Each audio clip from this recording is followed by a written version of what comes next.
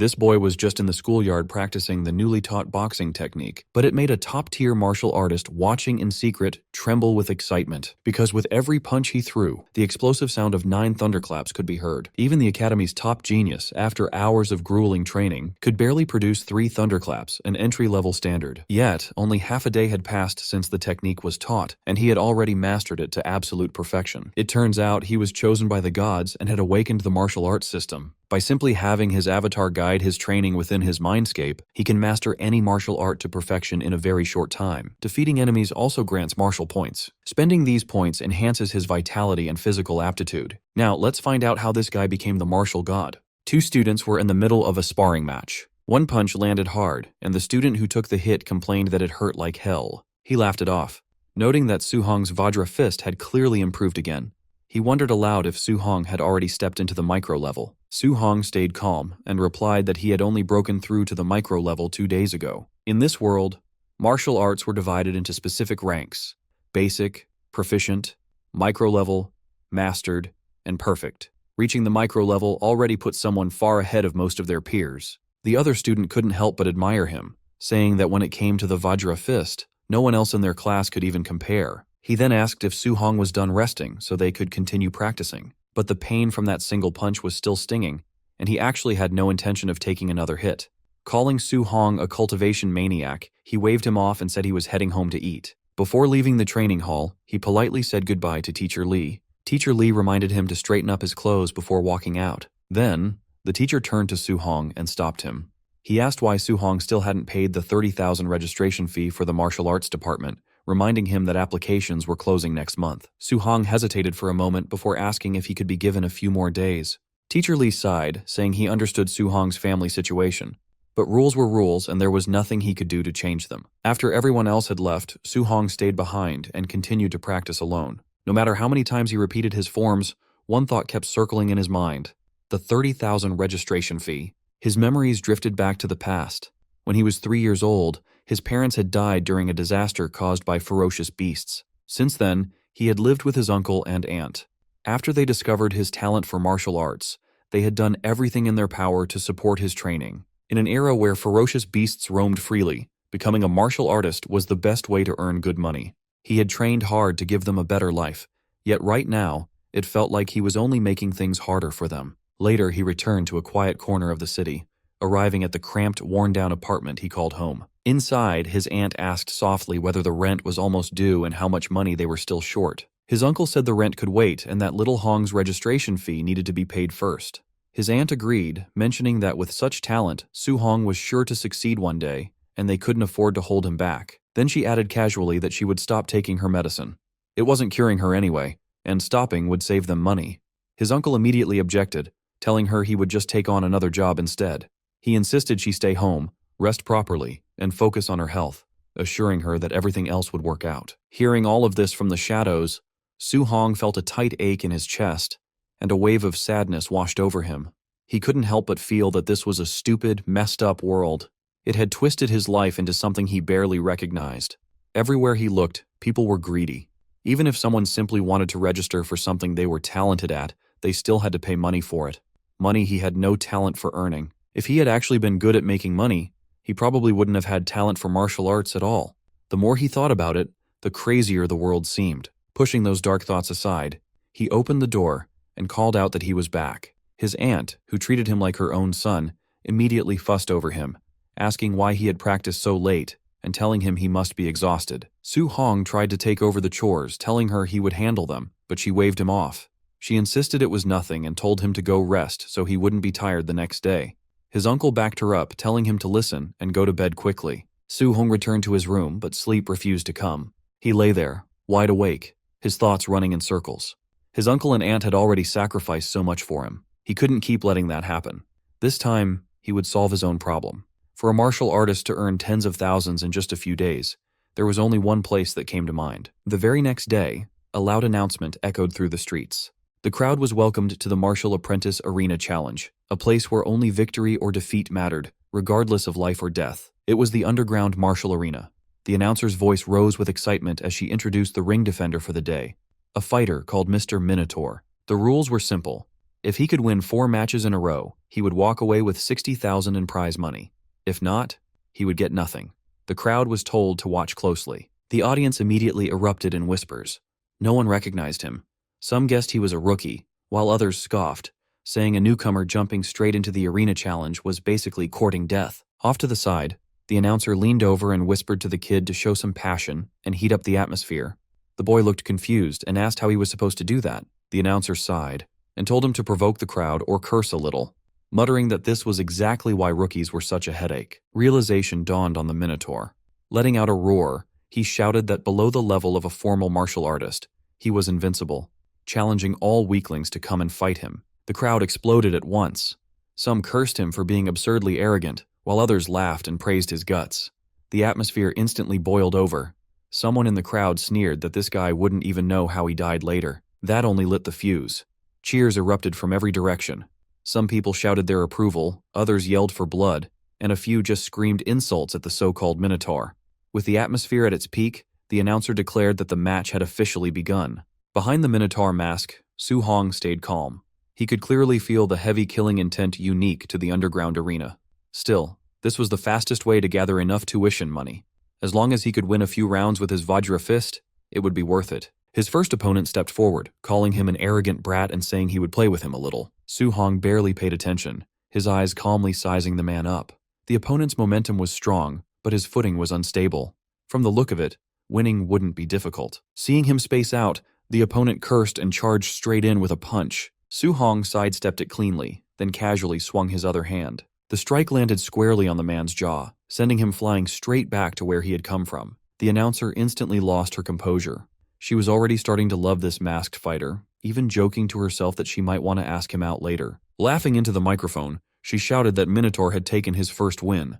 The crowd exploded with excited shouts and cheers. A second challenger stepped up, scoffing that the last guy had just been unlucky, but things would be different this time. Su Hong simply replied with a casual, "please," while calmly judging his opponent. Based on his build, the guy's strength looked decent, perfect for testing how powerful his Vajra fist really was. The man shouted and leaped in with a heavy punch. Su Hong met the attack head-on. With one Vajra fist strike, he shattered the incoming force. The opponent cried out in shock at the sheer power behind the blow. Su Hong could already tell the difference. This guy was strong, but still weaker than him. After taking a single counterattack, the opponent had relied too much on his upper body strength, leaving his waist wide open. Su Hong followed up with a brutal kick, and the man was sent flying off the stage just like the first one. The arena went wild. Some people cursed in disbelief, while others shouted that he was insanely strong. Next! The announcer excitedly declared that Minotaur had achieved 2 consecutive wins. The cheers grew even louder, becoming almost deafening. In a quieter corner, a few well-dressed spectators watched with sharp eyes. One of them muttered that the kid wasn't even a quasi-martial artist, yet his strength far surpassed the average. There was no doubt about it. This one was unusual. The announcer's voice rang out again, declaring Minotaur's 3rd consecutive win. In the viewing area, one of the men watching commented that the kid was better than the worst, but nowhere near the best.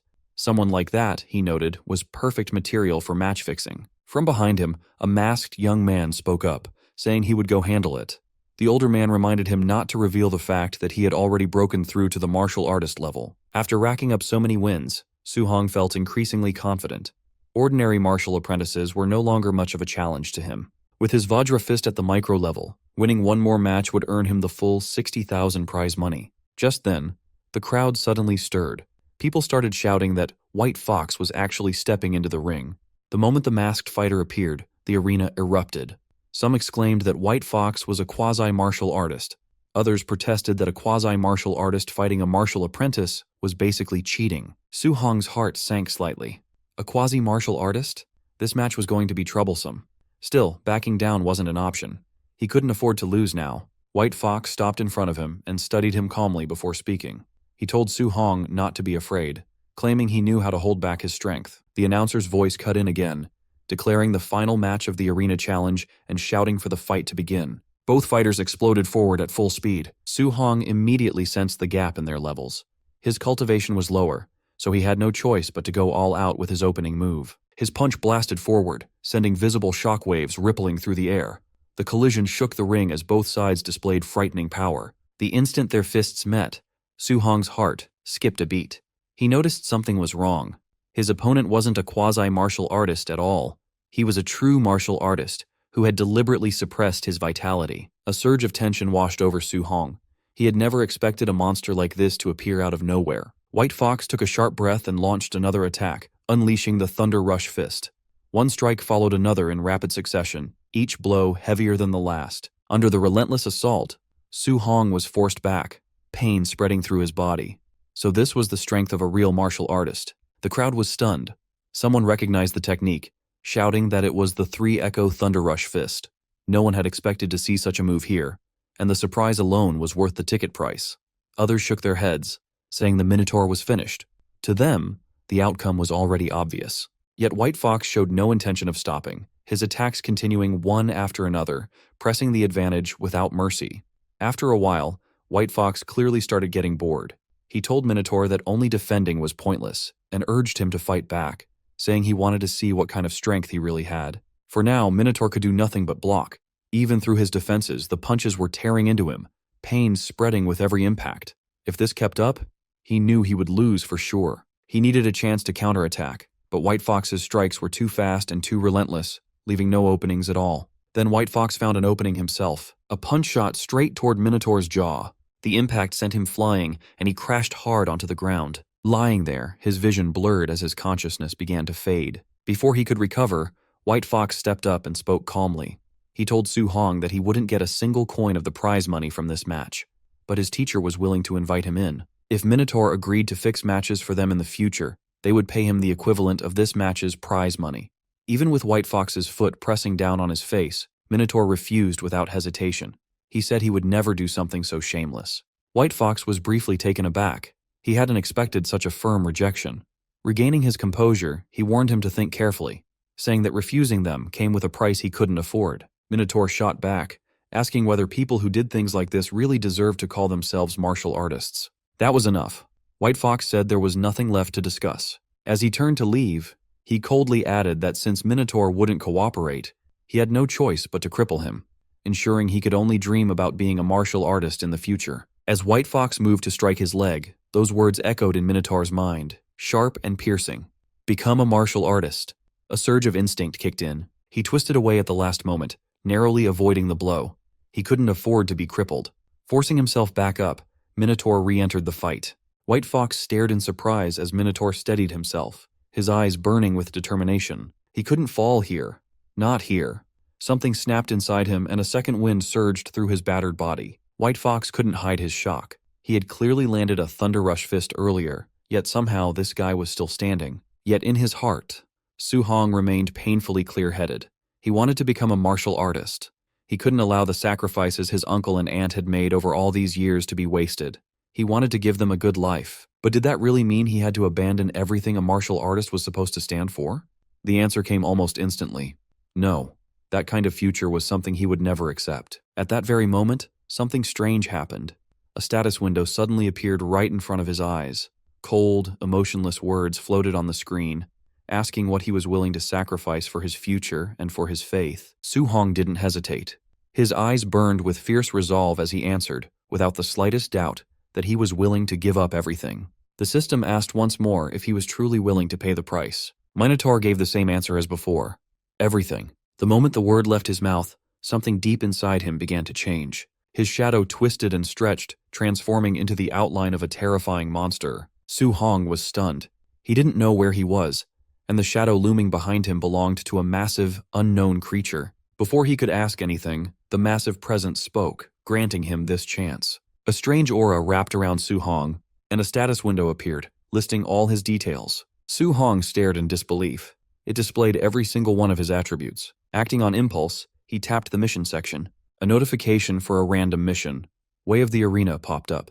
To defeat White Fox, he had to raise his Vajra Fist to mastered level and refine his floating light palm and void step to micro level. It was a brutal task given his current low proficiency, but necessary to unlock the beginner's guide. Su Hong was confused by the sudden information, but before he could think, a fist flew straight toward his face. Su Hong ducked instinctively. When he looked up, he froze. Standing before him was a perfect clone. The copy moved with textbook form, using a level of Vajra Fist far beyond his own. Every move was standard and precise.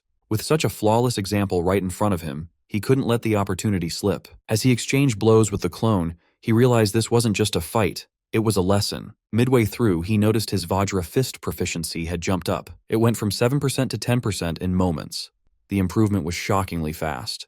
So this was the trick. This place allowed him to rapidly upgrade his martial arts skills. He kept fighting, learning and adjusting his form with every clash. His proficiency climbed higher until it finally hit 100%. His floating light palm reached full mastery, and he sent the clone flying. His void step followed, reaching full proficiency. Finally, the Vajra fist was perfected. Exhaustion caught up to him. Breathing heavily, Su-hong nodded to the empty air.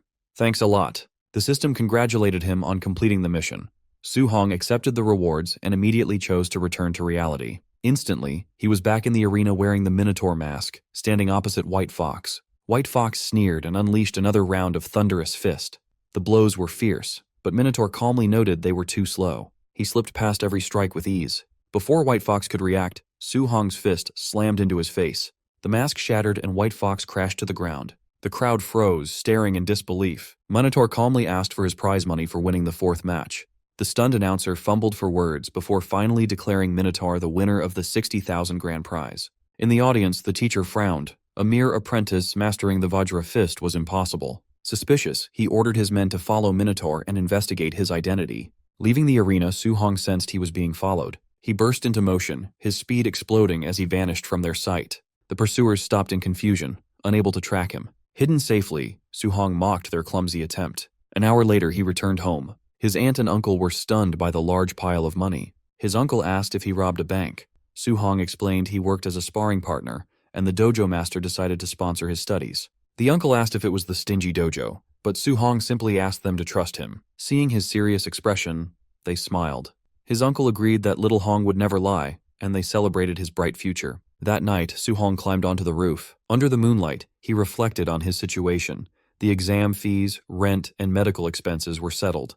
He laughed in relief. He checked the system interface. He survived thanks to this mysterious power. He noticed a stat called martial value. A notification stated he gained 57 martial value points for defeating a higher-level opponent. These could be used to increase vitality and skills. Su-hong tried it immediately. When he added points to vitality, scorching energy exploded inside his body. His vitality reached 90. That was already the level of a quasi-martial artist. He poured the remaining points into vitality. His body felt lighter, stronger, and more alive. Su-hong clenched his fists.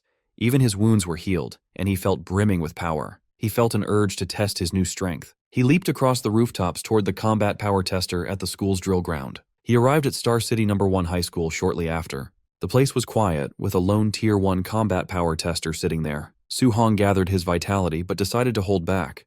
Using only 70% of his strength, his fist struck the machine with a sharp impact. For a split second, the punch felt incredibly heavy. Suddenly the tester sparked and died. Stunned, he worried he would have to pay for the poor quality machine and decided to leave. A voice shouted from behind, asking who was there.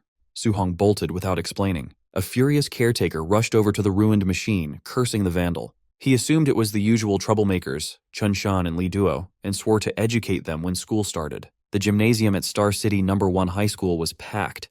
Students crowded every corner of the room, and Su-hong stood quietly among them. While he waited, he heard someone mention that Chun-shan had gotten beaten up. This immediately caught his attention, so he asked what had happened. A student nearby explained that Chun-shan had smashed the combat power tester in the middle of the night and refused to admit it. Because of that, the principal punished him right there. Hearing this, Su-hong felt a bit awkward. It turned out someone else had taken the blame for his mistake. At the same time, he felt relieved.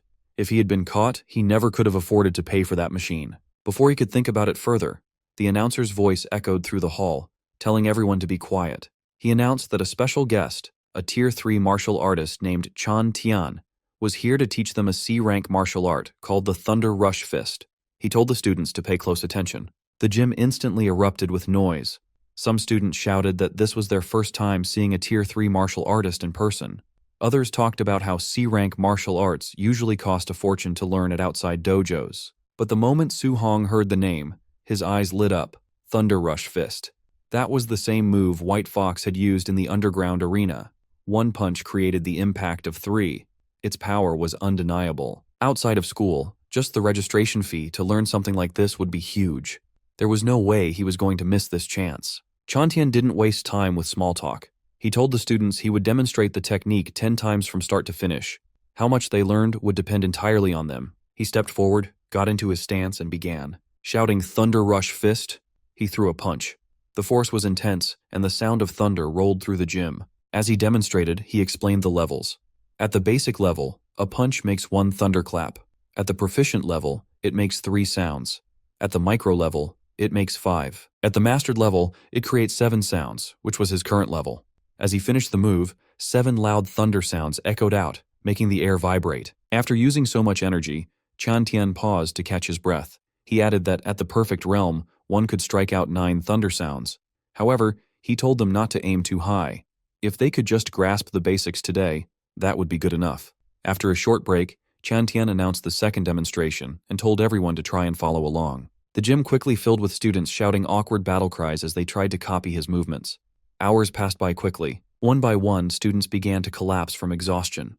Some complained that they couldn't get it at all, while others groaned about being totally drained. A few stubborn ones kept practicing, asking if anyone had found the trick, even though their bodies were giving out. One of Su Hong's friends wiped his sweat and sighed, saying that C-rank martial arts were just too hard to learn. Looking around, he realized Su Hong was gone. For a second, he wondered if Su Hong had already learned it, but then he just wondered where he went. Just then, excited laughter rang out nearby. Someone proudly announced that he had reached the basic level. The friend turned and saw Chun Shan looking very pleased with himself. A wave of jealousy hit him. No wonder everyone called Chun Shan a genius. How was he so good at this? The principal quickly stepped forward, introduced Chun Shan as the school's top genius, and asked Chan Tian if he wanted to train him. Students crowded around, calling Chun Shan a true prodigy. Chan Tian, however, didn't look impressed. He casually said this barely counted as being a genius.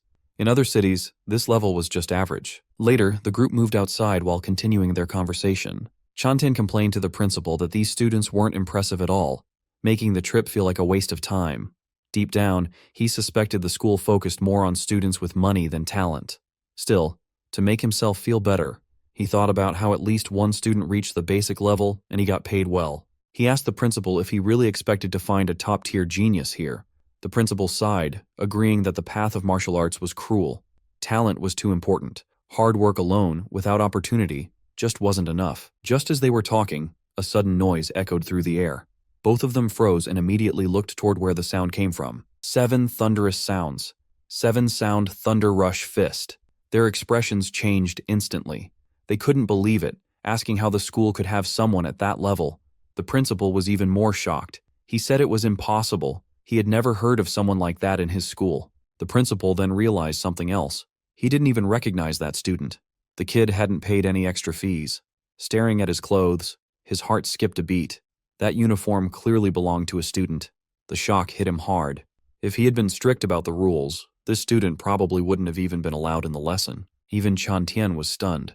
He muttered that he had only taught for half a day, yet someone had already reached the mastered level.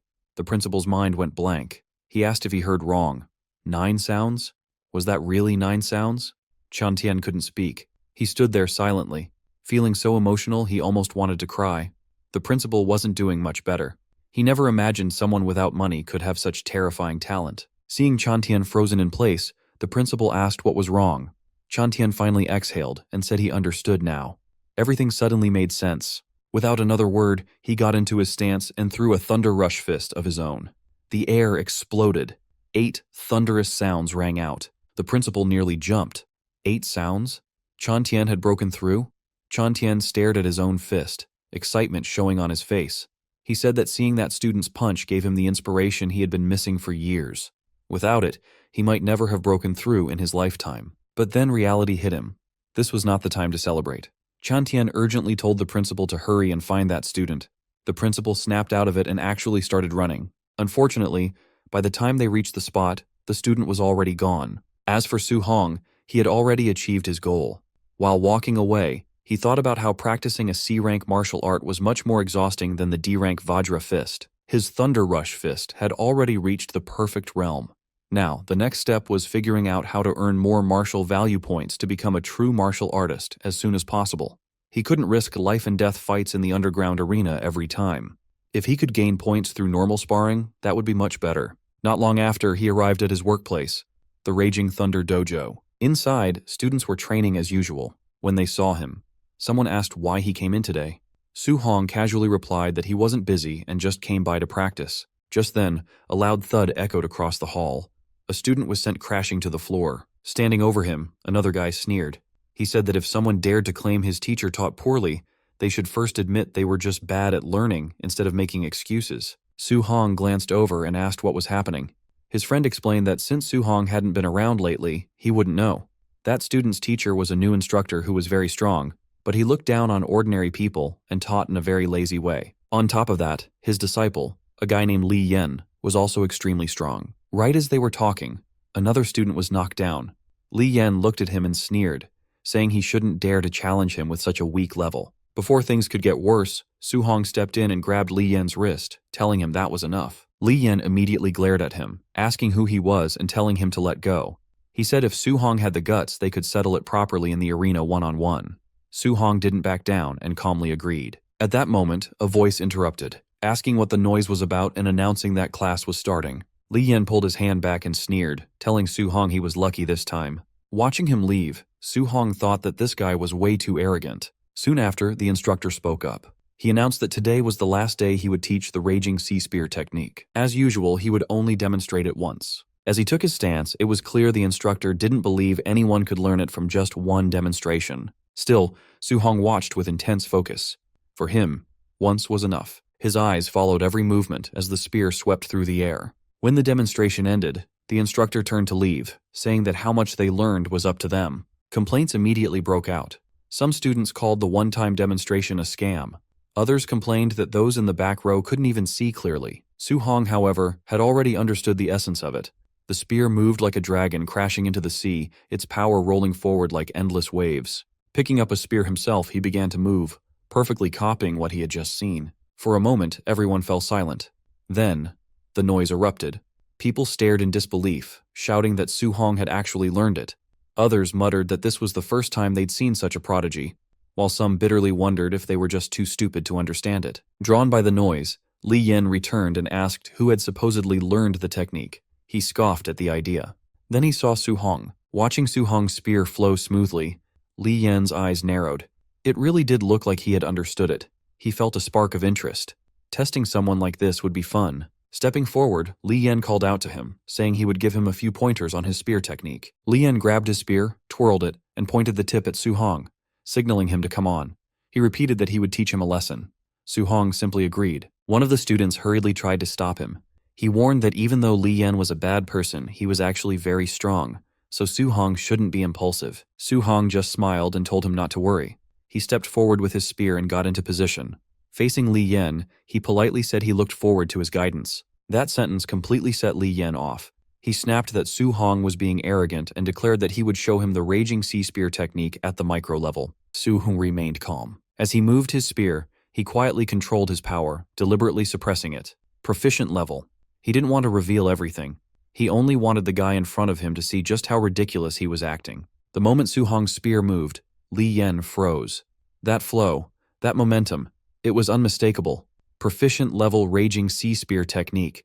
No matter how hard he tried to deny it, the reality right in front of him wouldn't change. Su Hong reached the proficient level with his Raging Sea Spear technique. His movements flowed just like crashing waves. When he unleashed the attack, his opponent just froze. He couldn't trust his own eyes. Su Hong was just a martial apprentice, not even a real martial artist yet. But somehow, he had mastered the Raging Sea Spear to the proficient level. That was something even veterans struggled to do. But it was happening right in front of him. A notification popped up for Su Hong. Defeated a higher level opponent, martial value plus 35. It worked. Even normal sparring gave him points. He didn't have to risk death every time. He could get stronger just by fighting smart. Meanwhile, the opponent was panicking inside. This is impossible. Totally impossible. I trained for years and he did this so fast? Was all my hard work for nothing? He felt completely crushed. Before things got worse, Su Hong pulled back his spear. That's enough, he said calmly. Just then, the instructor showed up. He saw what happened and immediately stepped in to scold his student. The guy tried to argue, but the instructor slapped him hard across the face. If you can't handle losing, he shouted, you aren't a real martial artist. The crowd loved it. That guy was always stuck up, so seeing him get humbled felt great. The instructor turned to look at Su Hong, amazed. Su Hong only showed the move once, but he already mastered it. Even the geniuses in the capital couldn't do that. Your talent is scary, the instructor said. My student is arrogant, but meeting you is good for him. He bowed slightly. Little brother, I failed to teach him manners. Please forgive us. Su Hong was surprised. He didn't expect the man's attitude to change so fast. This guy changes faces faster than flipping a book page, he thought. Leaving the training grounds, he felt tired, but it was a good tired. He got a lot done today. He mastered the Thunder Rush Fist and the Raging Sea Spear. Plus, he earned a ton of martial value. Walking through his high school campus, he thought about his next steps. The entrance exam was coming up fast. Rich kids were already buying high-grade alloy weapons. To compete, he needed one too. He could still feel the spear in his hands. I'll stick with the spear, he decided. He needed to get a real alloy spear and fast, but he was broke. He barely had enough for his aunt's medical bills, let alone a weapon that cost $70,000. But he wouldn't give up. There had to be a way. Suddenly, an announcement played across the city. Ferocious beasts were attacking the wilderness. The city lord was hiring martial artists to hunt them for big rewards. Su Hong knew instantly this was his chance. When he got home later, his aunt was busy working, just like always. She told him not to push himself too hard since he already gave them money. His uncle insisted on working, saying he wouldn't rely on Su Hong as long as he could still move. They greeted him warmly when he walked in. He told them to rest and let him take care of things. He explained that he could make money now. His uncle laughed. He said that sounded nice, but he couldn't just sit around doing nothing. He wanted to keep earning money for their daily needs. His aunt smiled too. She said they needed to save up so Su Hong could focus on his training. Hearing that made Su Hong's chest ache. They had lived simply for so long. Unless he made enough money to secure their future, they would never stop working so hard. That night on the rooftop, he opened his status panel. The wilderness was dangerous, so he needed to be stronger. He dumped all his remaining martial value into his vitality stats. Power surged through him. His blood roared and his muscles tightened. The number climbed until it hit 95.2.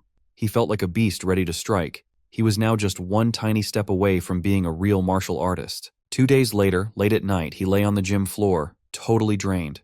But his eyes were shining. He had perfected all his skills: Thunder Rush Fist, Raging Sea Spear, Vajra Fist, and Floating Light Palm. He exhaled deeply. 2 days of non-stop training had paid off. Now it was time to go. The next morning, he headed to the Star City martial artist base. When he got there, he stopped, amazed. He had seen it on TV, but being there was different. The place was packed with strong martial artists. He checked the bounty board. Non-ranked beasts were worth 300 coins. Tier 1 early stage were 1,000. Mid-stage were 3,000, and late stage were 5,000. Su Hong frowned at the rules. They only accepted the left ear as proof for the reward. It seemed pretty old-fashioned. Nearby, a man dropped a bloody sack on the counter. "Miss, count these up for me," he said.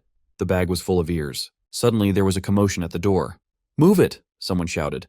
"Young Master Yi is here." The crowd moved aside. Su Hong saw an arrogant-looking guy walking in. He looked familiar. Su Hong frowned. That vibe. It reminded him of someone. People whispered around him. If his uncle wasn't the boss, he'd be dead by now. I heard he got beat up recently. Serves him right. Really? No wonder he's been hiding. Su Hong listened, then looked up. Their eyes met for a second. They recognized each other. The air got tense. Su Hong realized something. The beasts weren't the only danger out here. People were dangerous too. He told himself to stay on guard. As he left, a stranger commented on how young he looked. "First time going out alone?" the man asked. Su Hong just nodded and kept walking. Behind him, the man shook his head. "Just another kid rushing to die," he muttered. Su Hong stepped into the wilderness and looked around. The forest was quiet and peaceful, but he stayed alert. He couldn't go back empty-handed. 2 hours later, he was deep in the woods. He took a sip of water, frowning. No beasts anywhere. Maybe the outer area had already been hunted clean. He decided to move faster and go even deeper. Suddenly, his face changed. A massive shape blocked his path. It was huge and scary, exactly like in the books. A ferocious beast. Su Hong knew what it was immediately. An azure moonwolf, a Tier 1 early-stage beast. It stared at him with red eyes, showing its teeth and growling. It was definitely hungry. The wolf crouched, ready to jump. Su Hong took a deep breath and got ready. It was time to fight. As the wolf lunged at him with bared claws, Su Hong reacted in a split second. He sidestepped the attack and drove a lightning-charged punch straight into its gut. The impact sent the beast flying, its massive body slamming into a tree with a heavy thud. The wolf slumped to the ground, paralyzed. Su Hong stood over it, sparks of electricity still crackling around his fists. Looking at his trembling hands, he felt the power surging through him. Fighting real ferocious beasts was way more thrilling than he had imagined. Taking down a Tier 1 early-stage beast in one hit got his blood pumping. If this was so easy, he wondered how he would handle a mid-stage beast. Just then, he sensed movement. A massive figure emerged from the shadows, a low growl vibrating through the forest. It was a raging black bear, a Tier 1 mid-stage beast.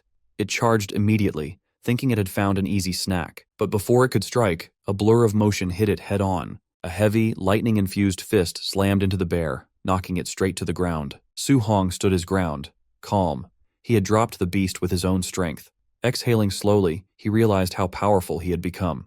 Unless he ran into a Tier 2 beast, he was safe here. That was another 3,000 in bounty secured. Suddenly, a system notification popped up. His accumulated martial value was finally enough to break through and become a martial artist. Su Hong's heart raced. He was at the threshold, but before he could celebrate, a terrifying roar shook the forest. The pressure was intense, making his skin crawl. His expression darkened instantly. He turned toward the noise, narrowing his eyes. Whatever made that sound was much stronger than anything he'd faced yet. Curiosity and caution fought in his mind, but curiosity won. He moved quietly toward the roar. Reaching a high rock formation, he climbed up to get a better view. What he saw made him hold his breath. A colossal black-scaled serpent was coiled among the trees. It was a Tier 1 late-stage beast, a black jade python. Its size was massive, and its aura was terrifying. A group of people was fighting it nearby, but they were clearly losing. One by one, they were tossed aside, completely overpowered. Su Hong watched, heart pounding. This was a whole different level. Suddenly his instincts screamed danger. He leaped aside just in time.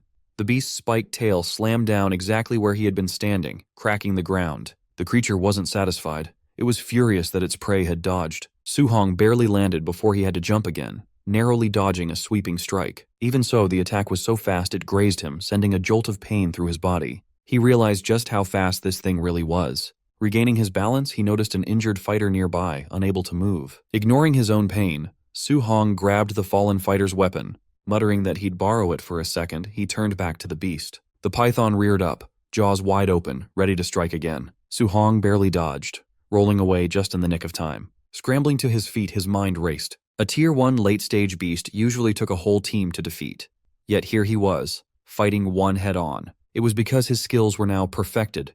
Using his void step, he darted around, dodging attacks with blinding speed. Seeing an opening, he countered, driving the spear forward with the raging sea spear technique. The tip pierced the beast's scales, making it roar in fury. The python thrashed violently, enraged by the pain. Su Hong didn't stop. He struck again, fluid and precise, driving the monster into a frenzy. Still, he knew the truth. With a body that huge, landing a killing blow wouldn't be easy. The size difference made hitting a vital spot incredibly hard. He reminded himself to stay patient.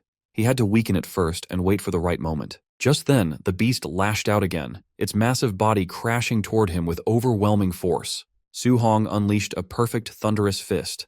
The explosive force met the beast head-on, stopping it in its tracks. A shockwave rippled through the air as both of them staggered back. Su Hong knew he couldn't stay close after landing a hit. He had to pull back immediately and look for another opening. One mistake meant death against a creature like this. His breathing was getting heavier. This fighting style was exhausting, but it was his only safe option. However, the python was tired too. Its movements were slowing down. The beast was nearing its limit. Just a little more, he thought.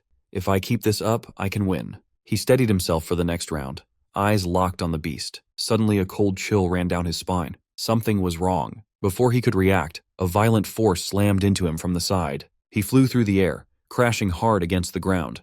Gasping for breath, he forced himself to roll over, barely blocking a follow-up attack. The impact rattled his bones. He had been ambushed.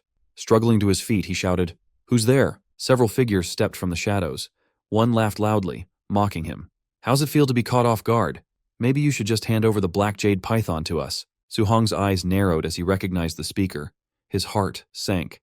Real trouble had arrived. Su Hong found himself in a tight spot as he got surrounded by a large group of goons who had a bad history with him. The leader mocked him, saying that when he saw Su Hong leaving the city alone, he was sure Su Hong would die out here. He admitted he didn't expect Su Hong to have such good luck. Not only had Su Hong survived, but he even managed to loot a heavily injured black jade giant python. The leader looked at the nearby python, which was barely hanging on to life, and felt like this was a perfect opportunity for him to take everything. Su Hong realized that since the man said he picked up the python, they must have just arrived. He noted that all 5 of them were martial artists. With the numbers against him, he knew he couldn't fight them all head-on. Suddenly, one of the thugs charged at him, fist raised. He shouted that young Master Yi wanted this python and asked why Su Hong hadn't run away yet. Su Hong got annoyed by the disrespect and channeled a massive amount of aura into his hand. He told them that the only reason he was pushed back earlier was because of a sneak attack, asking if they seriously thought he couldn't beat them. Su Hong threw a punch that collided directly with the enemy's fist, releasing a shockwave of energy. The goon was stunned by the sudden force and realized just how terrifying Su Hong's power actually was. Su Hong didn't stop there. He followed through with a punch straight to the guy's face, sending him flying back toward the rest of the group. The leader recognized the move immediately. It was the powerful Vajra fist. He realized this really was the person known as Minotaur. The leader was genuinely impressed by the display of strength. However, Su Hong recognized the leader as well. It was White Fox. White Fox claimed that Su Hong humiliated him in front of a crowd, something no one had ever done to him before. Furious at the memory, White Fox decided he won't let this slide. He ordered his men to take Su Hong down immediately. The group rushed forward with their weapons drawn. Su Hong quickly grabbed his spear and dashed into the wild to create distance. White Fox refused to let him escape and commanded everyone to chase him, leading the pack as they sprinted after Su Hong. They scoured the wilderness, checking every possible hiding spot.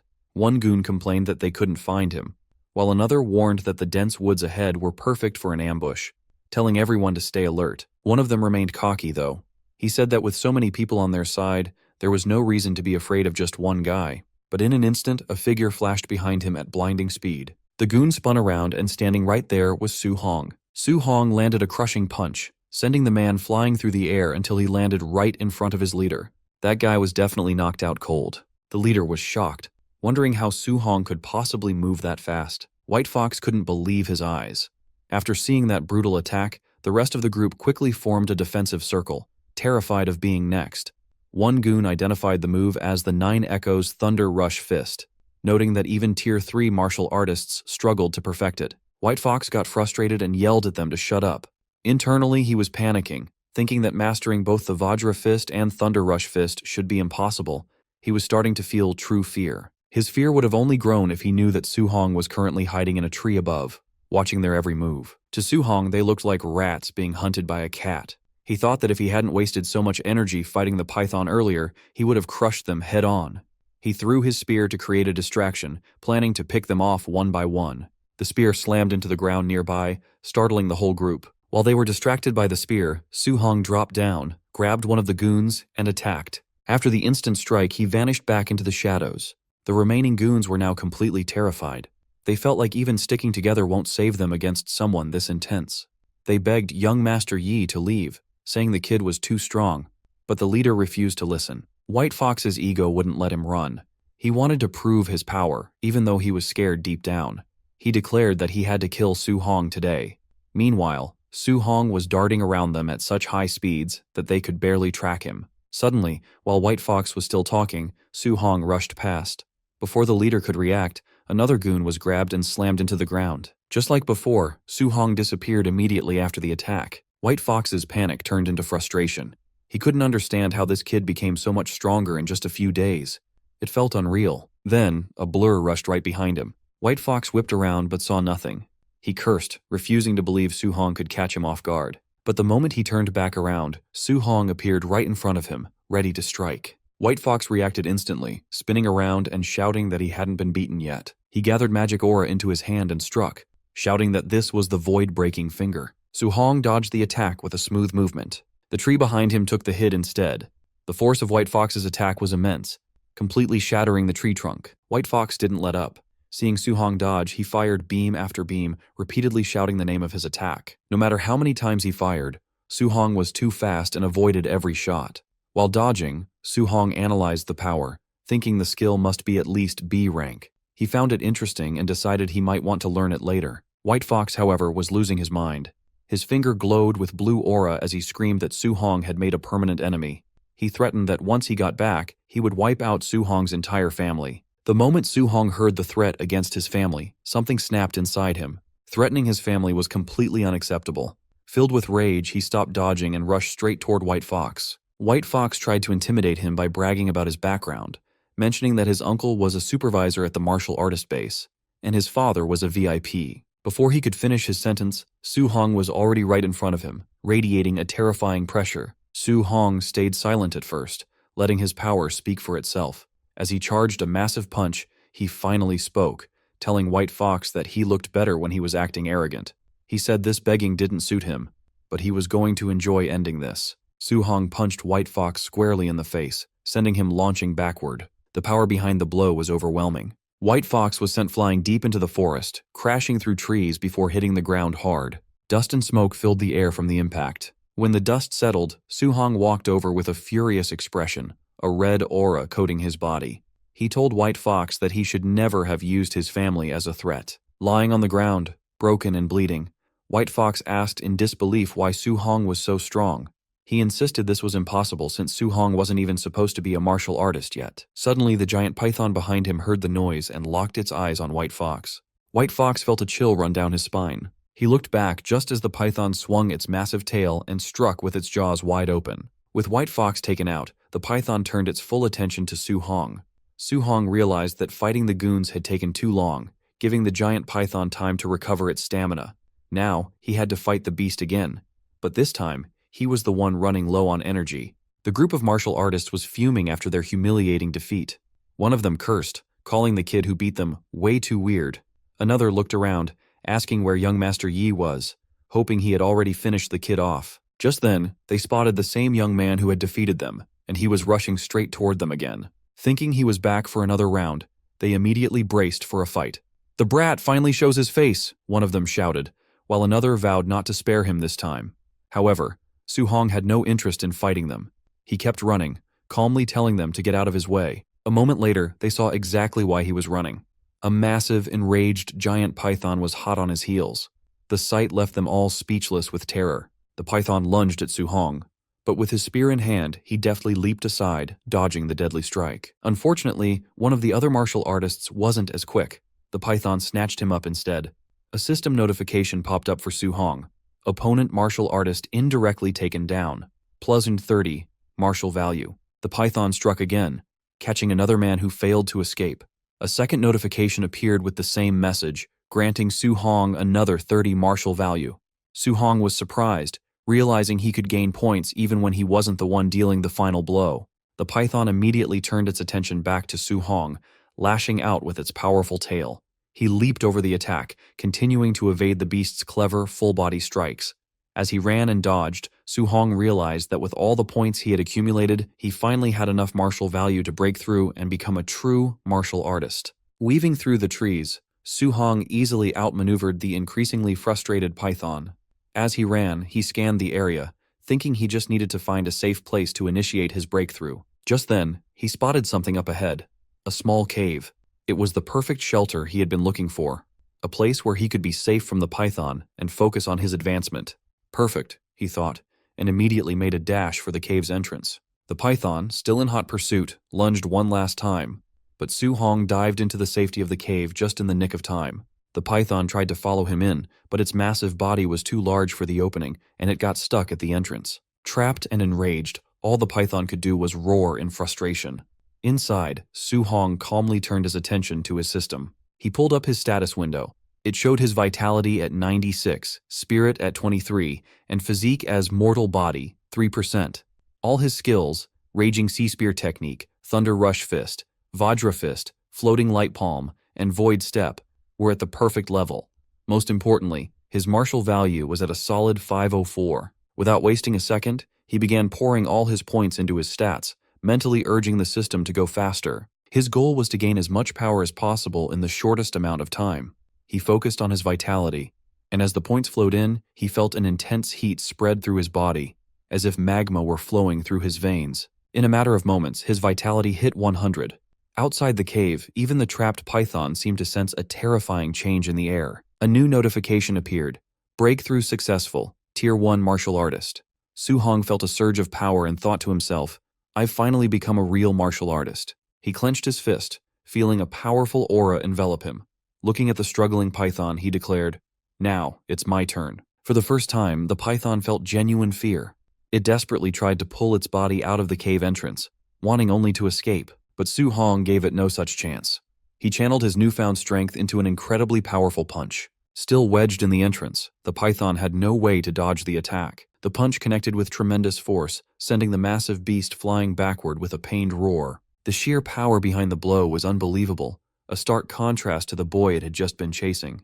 But Su-hong wasn't done yet. Before the python could even recover, he was on the move. He leaped into the air, landing on the beast's massive body. With a powerful roar of his own, he unleashed a flurry of Vajra fist attacks. Each punch landed with devastating force, hammering the giant snake into the ground. The ground cracked and shattered under the repeated impacts. The python thrashed wildly, but it was completely overwhelmed by the relentless assault. Finally, with one last earth-shattering blow, the python went still. Dust and smoke filled the air from the sheer force of the battle. When it finally settled, Su-hong was standing triumphantly on the now-defeated giant python. He got a notification for +92 martial value. Su-hong reflected that while the python was already injured, his new strength allowed him to face it head-on, something that would have been impossible just moments ago. His thoughts then turned to the reward. Usually, you needed to cut off a beast's left ear as proof of the kill, but snakes didn't have ears. He was momentarily stumped on what to do. He decided to worry about it later, and started heading back. The forest was now eerily quiet, the only evidence of the chaotic chase being the trail of destruction left in its wake. As he walked, he came across the bodies of the men who had tried to ambush him. Seeing their state, likely other victims of the python, Su-hong commented that they got off easy. His mind then turned to the high-level martial technique their leader had used. His search paid off. He found a manual on Yi Feng's body. "Void-breaking finger," he read, a look of interest on his face. "This is getting good." Instead of leaving immediately, he decided to stay near the cave. He started a fire and settled down next to the massive python carcass to study his new prize. He began studying the manual and, with his enhanced abilities, quickly memorized the entire introductory method for the void-breaking finger. Now all that was left was to use his system to master it in record time. As he began his training through the system, a clone of himself materialized in front of him, ready for a fight. The clone didn't hold back, immediately attacking him with the void-breaking finger over and over. By sparring with the clone, Su-hong's mastery of the technique skyrocketed, climbing rapidly past 51%, 63%, 77%, and then 93%. Before long, a notification confirmed that his void-breaking finger had reached the basic realm, and his progress toward the next level began. The training left Su-hong completely exhausted. He coughed, noting that as a B-rank skill, even reaching the basic realm put immense strain on his body. The system then prompted him to find a real monster to test his new power. 3 days later, Su-hong stood before a new challenge, a massive, roaring bear-like monster. He put his new skill to the test, using the void-breaking finger to fight the beast head-on, and eventually, he emerged victorious. After the tough battle, Su-hong felt he had finally mastered the skill.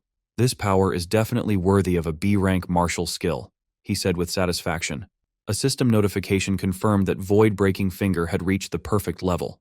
With his new power secured, Su-hong decided it was finally time to head back. Back at the martial artist base, a large crowd was gathered around the mission counter, buzzing with excitement. Someone in the crowd exclaimed in shock, "230,000!"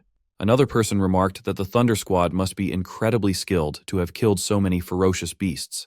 A third added that a haul like that was equal to several months of hard work for most people. Someone else pointed out the quality of the kills, noting that they were all Tier 1 beasts, with not a single non-ranked one among them, and even a few high-stage monsters. Just as the crowd was marveling at the Thunder Squad's score, the receptionist turned to Su-hong's pile of trophies.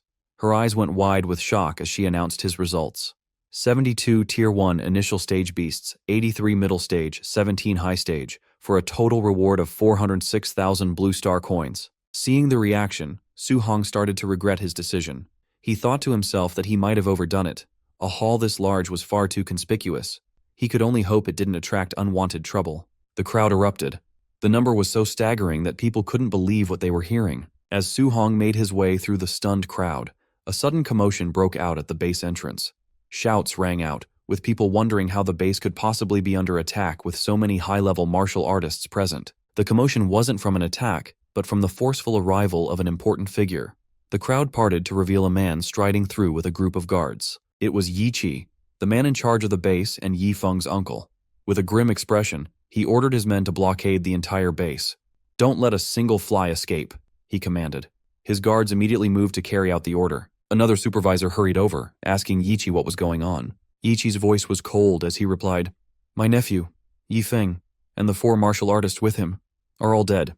A shocked silence fell over the crowd.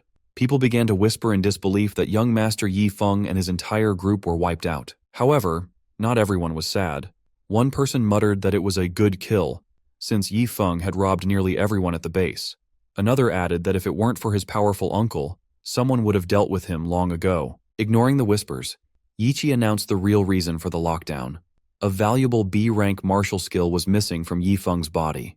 He ordered a search of every martial artist in the base, declaring that no one leaves until they were cleared of suspicion. Hearing this, Su Hong felt a moment of relief. He thought that the state of the bodies clearly pointed to the giant python as the killer, so the deaths shouldn't be traced back to him. However, as the search progressed, he started to feel uneasy. He noticed people glancing in his direction and whispering among themselves, and he began to suspect this search might be targeting him specifically. His fears were confirmed when Yi Chi, flanked by his guards, walked directly toward him. On the surface, Yi Chi's tone was polite.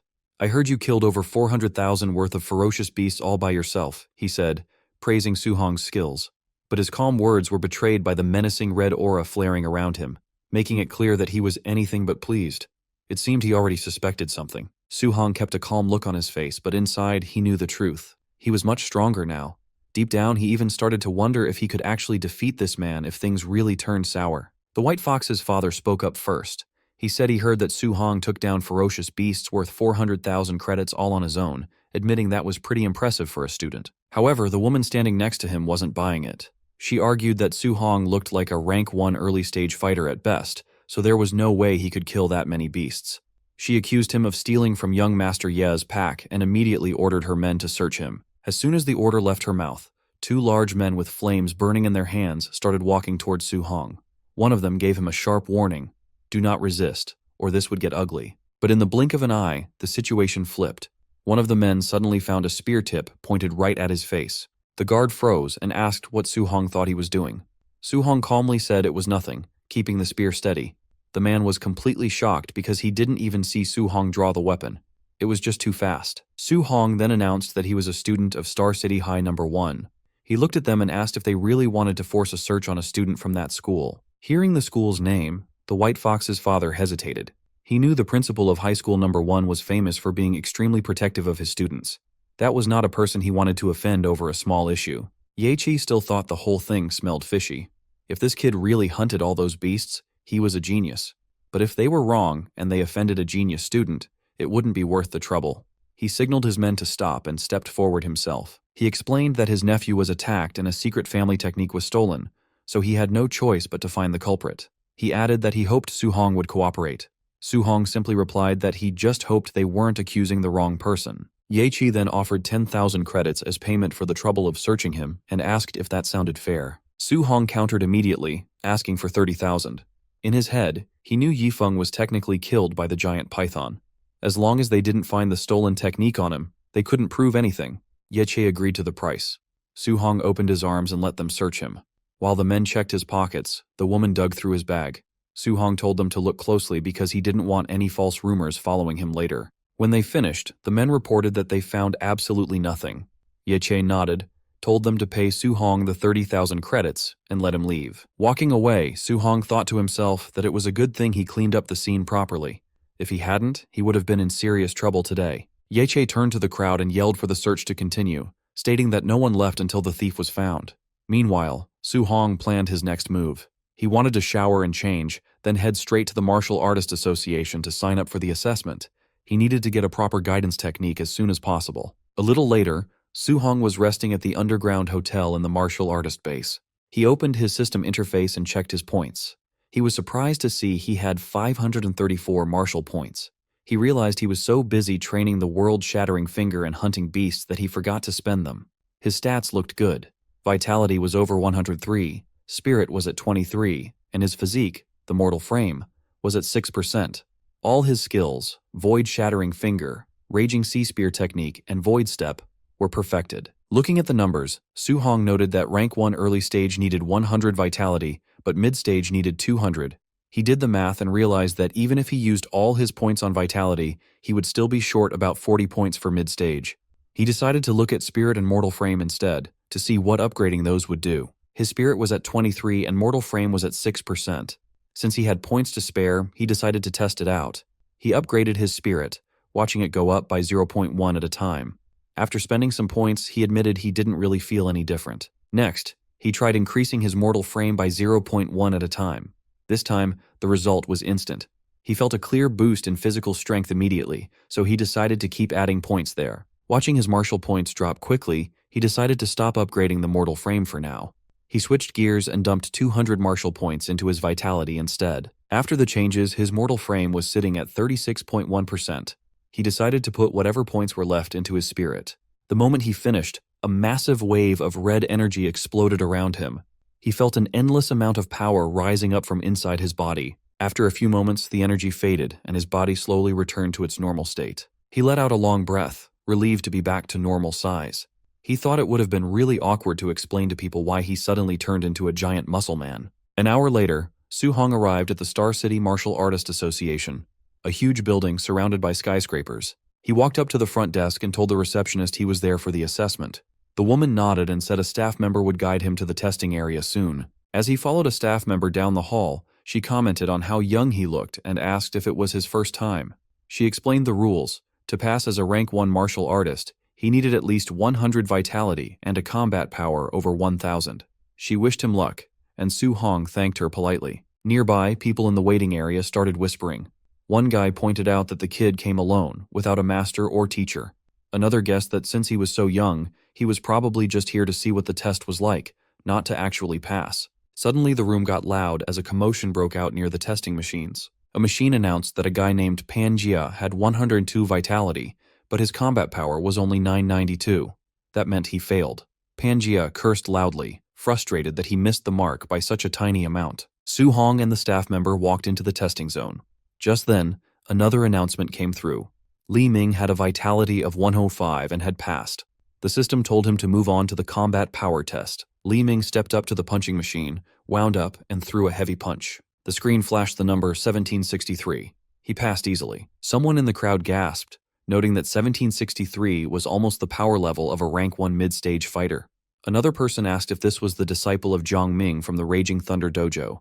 A bystander confirmed it, saying it made sense that he was a genius since he used the famous thunderclap fist. Su Hong heard the name and scratched his head. He thought Zhang Ming's disciple was named Li Yan. He wondered just how many students that guy actually had. Li Ming walked back from the machine and looked at Su Hong, telling him he was up next. As Su Hong stepped forward, Li Ming watched him. He figured that since Su Hong was taking the test at such a young age, he must be a genius too. He admitted Su Hong was rare, but he doubted the kid could compare to him. Suddenly the crowd screamed in shock. People were yelling, asking if the machine was broken because they couldn't believe the number they were seeing. Even the arrogant Li Ming spun around in surprise. The staff member announced that Su Hong's vitality was 123. He passed the first round easily. Li Ming muttered that it had to be impossible. He tried to calm himself down, thinking that vitality wasn't the only thing that mattered. Combat power was the real test. He told himself he could still be the number 1 student here.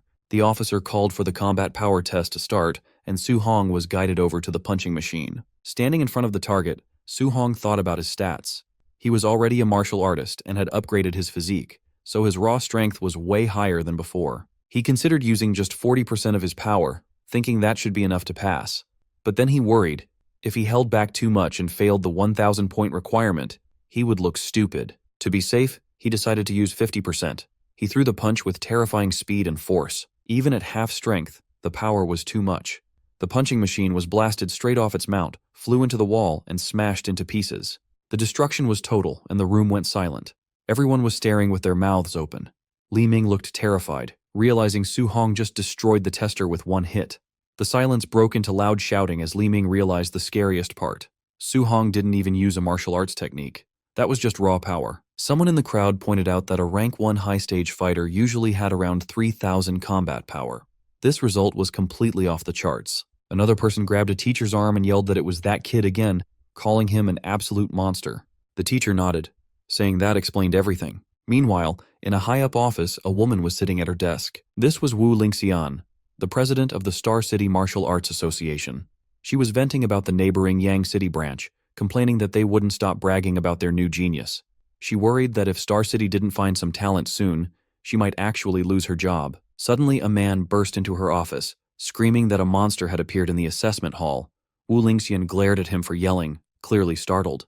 The man quickly explained, A rank 1. Early stage kid just sent the testing machine flying with raw physical strength, hitting a combat power of 3,000. Wulingshan paused, finding it hard to believe. But then she realized, this might be the exact miracle she had been waiting for. The central hall of the Martial Artist Association was packed with activity. People were moving everywhere, some were chatting, some were standing guard, and others were helping injured fighters walk, while many just looked around in awe. 2 men were chatting nearby.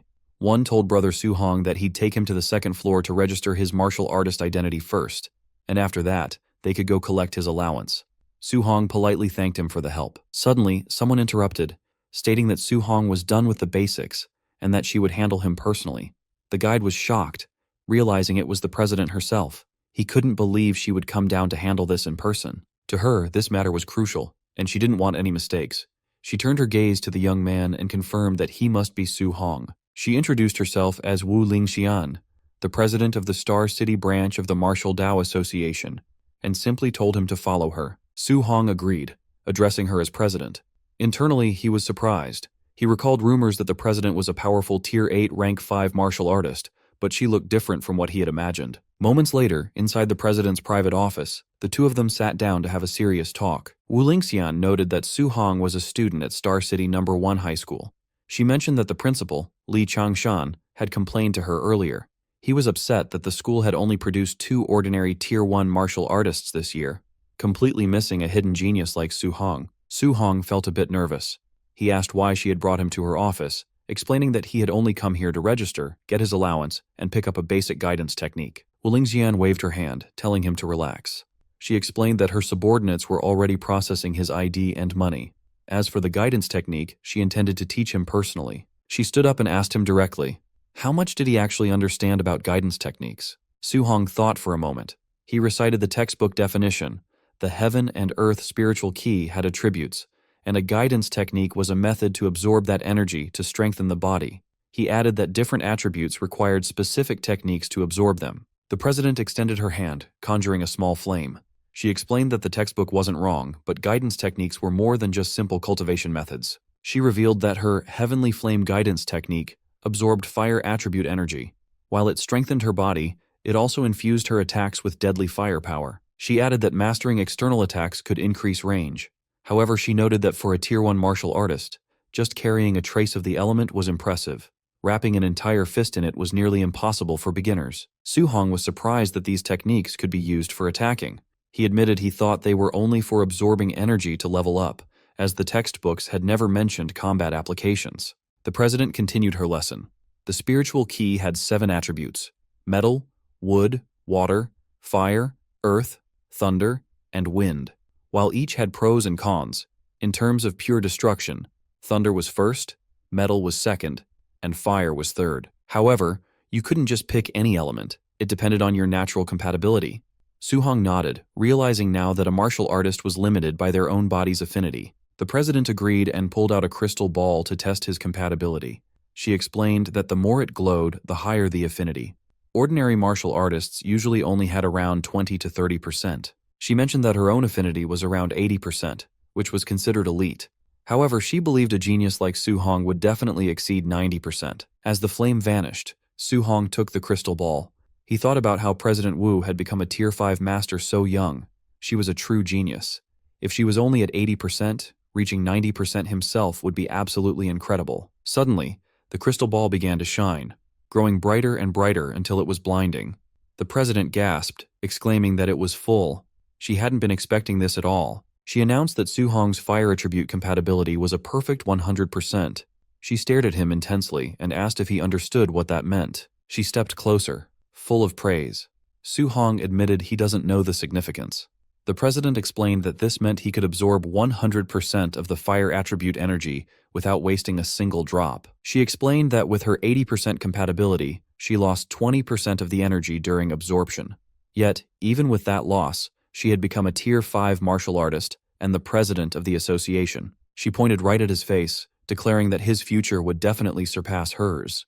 Su-hong sweated nervously. The president marveled that she had never expected a small place like Star City to produce a monster comparable to the elites from the imperial capital. While she spoke, Su-hong thought that the fire attribute was nice, but he actually preferred thunder. He thought that if only he had high compatibility with thunder, that would be perfect. Suddenly, the crystal ball lit up again, but this time it crackled with intense thunderous energy. This new development shocked the president even more. Suhong looked at the ball and noted that his thunder attribute compatibility also seemed to be 100%. The president was completely speechless. She stood there stunned, wondering if she was hallucinating. Thunder and fire dual attributes at 100%? She could only conclude that this boy was a complete monster. Then, the glow shifted again. Suhong added that his wind attribute compatibility also seemed to be 100%. The president stared in disbelief, wondering how something this outrageous was even possible. A few minutes later, she slumped back onto the couch, totally defeated, while Suhong quietly watched her spiral into shock and panic. She muttered that this wasn't right. Every single element was full, all at 100%. She convinced herself she must be dreaming. She reflected that she once considered herself a top-tier genius. After all, a 30-year-old Tier 5 martial artist was incredibly rare. But after meeting someone who defied all common sense, she realized she was just an ordinary person in comparison. She realized that only another monster could ever hope to understand or defeat a monster like him. She muttered to herself about existences that ordinary people simply could not comprehend. Suhong broke the silence, noting that all 7 attributes were at 100%. He complained that if he only cultivated thunder and ignored the other 6, it felt like a huge waste. It was actually quite distressing for him. He then boldly asked the president if she could just give him the guidance techniques for all 7 attributes. The president fell silent. She eventually explained that human energy was limited. No matter how high his talent was, it was best to focus on 1 or 2. She warned him that someone in the past had tried to cultivate all 7 at once, and after decades, that person was still stuck as a Tier 1 martial artist. Suhong insisted that he couldn't decide right then. He wanted to try cultivating all of them first and pick a focus later. The president reluctantly agreed but warned him seriously. He absolutely must not squander his God-given talent. Then she changed the subject, asking if his school's monthly exam was coming up soon. Suhong nodded yes, asking why she wanted to know. The president explained that friction in the all-heavens battlefield was intensifying. The Great War between the 10,000 races and humanity could erupt at any moment. Because of this, nations were pouring resources into a special genius training camp. She wanted to recommend Suhong for it, but there was a condition. He had to take first place in his school's monthly exam. If he succeeded, she would secure his spot. Suhong thought about the War of the 10,000 Races. He remembered the conflict that had happened over a decade ago. He recalled losing all his relatives except his uncle and aunt when he was young. He told the president he understood and would work hard. In his heart, he vowed to never let that tragedy happen again. He had to become strong enough to protect his family. That night, back at home, Suhong excitedly announced to his uncle and aunt that he had become an official martial artist. He proudly displayed his new credentials. His uncle and aunt started crying tears of joy. They exclaimed that little Hong had really succeeded. His aunt added that he had truly made something of himself and she was so proud of his capability. Suhong revealed that a Tier 1 martial artist got a monthly allowance of $10,000, so his uncle didn't need to work so hard anymore. His uncle smiled, saying that little Hong was now the pillar of the family, and he'd listen to whatever he said from then on. Suhong silently promised himself that from this moment on, he would carry the weight of the entire family on his shoulders. Later that night, alone in his room, Suhong sat down to meditate intensely. When he snapped his eyes open, they were glowing with a deep red light. He clenched his fist, and smoke slowly drifted out from his fingers. He wondered if this was the basic level of the guidance technique. It seemed weak. He questioned why it felt like it had no power at all. Then he noticed a new entry on his system panel. The guidance technique had appeared, confirming he had successfully learned it. Checking the status details, he saw it was currently at level 1. He started wondering, could guidance techniques be leveled up like skills? President Wu had never mentioned this. If these techniques had levels, she surely would have told him. A sudden realization hit him. What if he was the only one who could level them up? What if he could solo level his cultivation technique? If you are excited to see just how powerful he becomes, hit that subscribe button right now and turn on notifications so you don't miss the next episode. Suhong stared seriously at the glowing blue panel. He wondered how to upgrade guidance techniques and if they improved the same way as martial value. As he touched the window, a red warning flashed. Insufficient martial value. Suhong sighed. He decided to cultivate the other guidance techniques first and figure out how to earn more martial value later. He sat cross-legged on the rooftop, surrounded by books.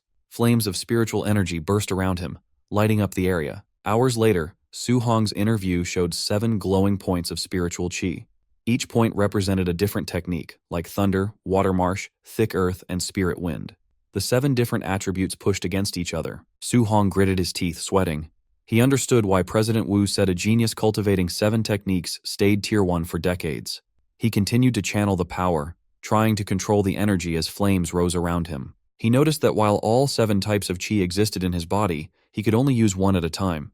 A ball of fiery qi formed in his hand as he breathed heavily. The flames swirled in his hand. He realized that if he forced a second attribute, the forces would collide and cause a violent explosion. A huge explosion of energy shook the rooftop, making both attributes disappear. Su Hong narrowed his eyes. Could thunder and fire not be combined? Their natures felt similar, so why did they reject each other? He tried again. Thunderlight and fire sparks wrapped around his fingers. When the forces touched, another explosion burst out, scattering the energy. Sweating, Su Hong clenched his teeth and refused to give up. He yelled to try one more time. Flashes burst from the rooftop all night as he tried to fuse the attributes. At dawn, the building still glowed faintly from the sparks of Su Hong's nonstop training. Breathing heavily with sweat running down his face, he told himself he just needed a little more. Lightning and flame flickered in his hand. He stared at it, insisting he only needed a tiny bit more. Gritting his teeth, he shouted for the power to fuse.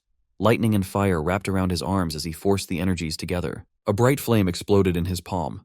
After trying all night, he finally succeeded. He looked at the flame with relief. Straightening his clothes, he decided it was time to go out and test the power. At Star City's Citizen Martial Arts Square, a large plaza with a clock tower, training robots stood ready. Su Hong stood before a spider-shaped combat tester. He noted that he had switched to a Tier 3 tester, hoping this one wouldn't break. Remembering that 50% power reached 3,000 previously, he decided to try 30% power first. He struck with his glowing fist. The result went above 2,300. He was surprised. At 30% strength, it should have been around 1,800, but it had increased by 500. He looked at the lightning in his hand. The power of thunder alone was already very strong. Then he clenched his hand to aim. He wondered how strong the fused thunder and fire would be, then released the combined force. His punch smashed into the tester with overwhelming speed and power. The screen flashed 3041. Su Hong stared in surprise. It was far higher than expected. He muttered in shock, wondering how it passed 3,000. Rubbing his hands beside the damaged tester, he realized that 30% of his fused power already surpassed a Tier 1 high-stage martial artist. He glanced at his status and sighed. His vitality was only 123, making the result even more terrifying. If the power was this strong with 2 attributes, what kind of strength would he have fusing all 7? The thought filled him with excitement. Watching the flames and lightning in his hand, he smiled. He decided to try fusing 3 attributes next time. Later, he lay flat on the rooftop, exhausted, shirtless and sweating. He breathed heavily as small lights floated around. Fusing 2 attributes was hard, but fusing 3 felt much harder. He had rearranged all 7 patterns repeatedly, but made no progress. Still, he imagined the power if he succeeded.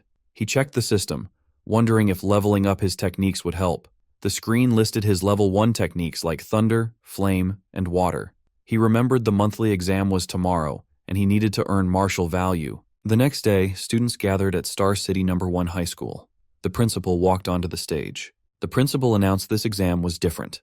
Due to frontline pressure, a special training camp would now be held yearly to select geniuses. He explained the camp had resources like powerful arts, rare pills, and grandmaster instructors.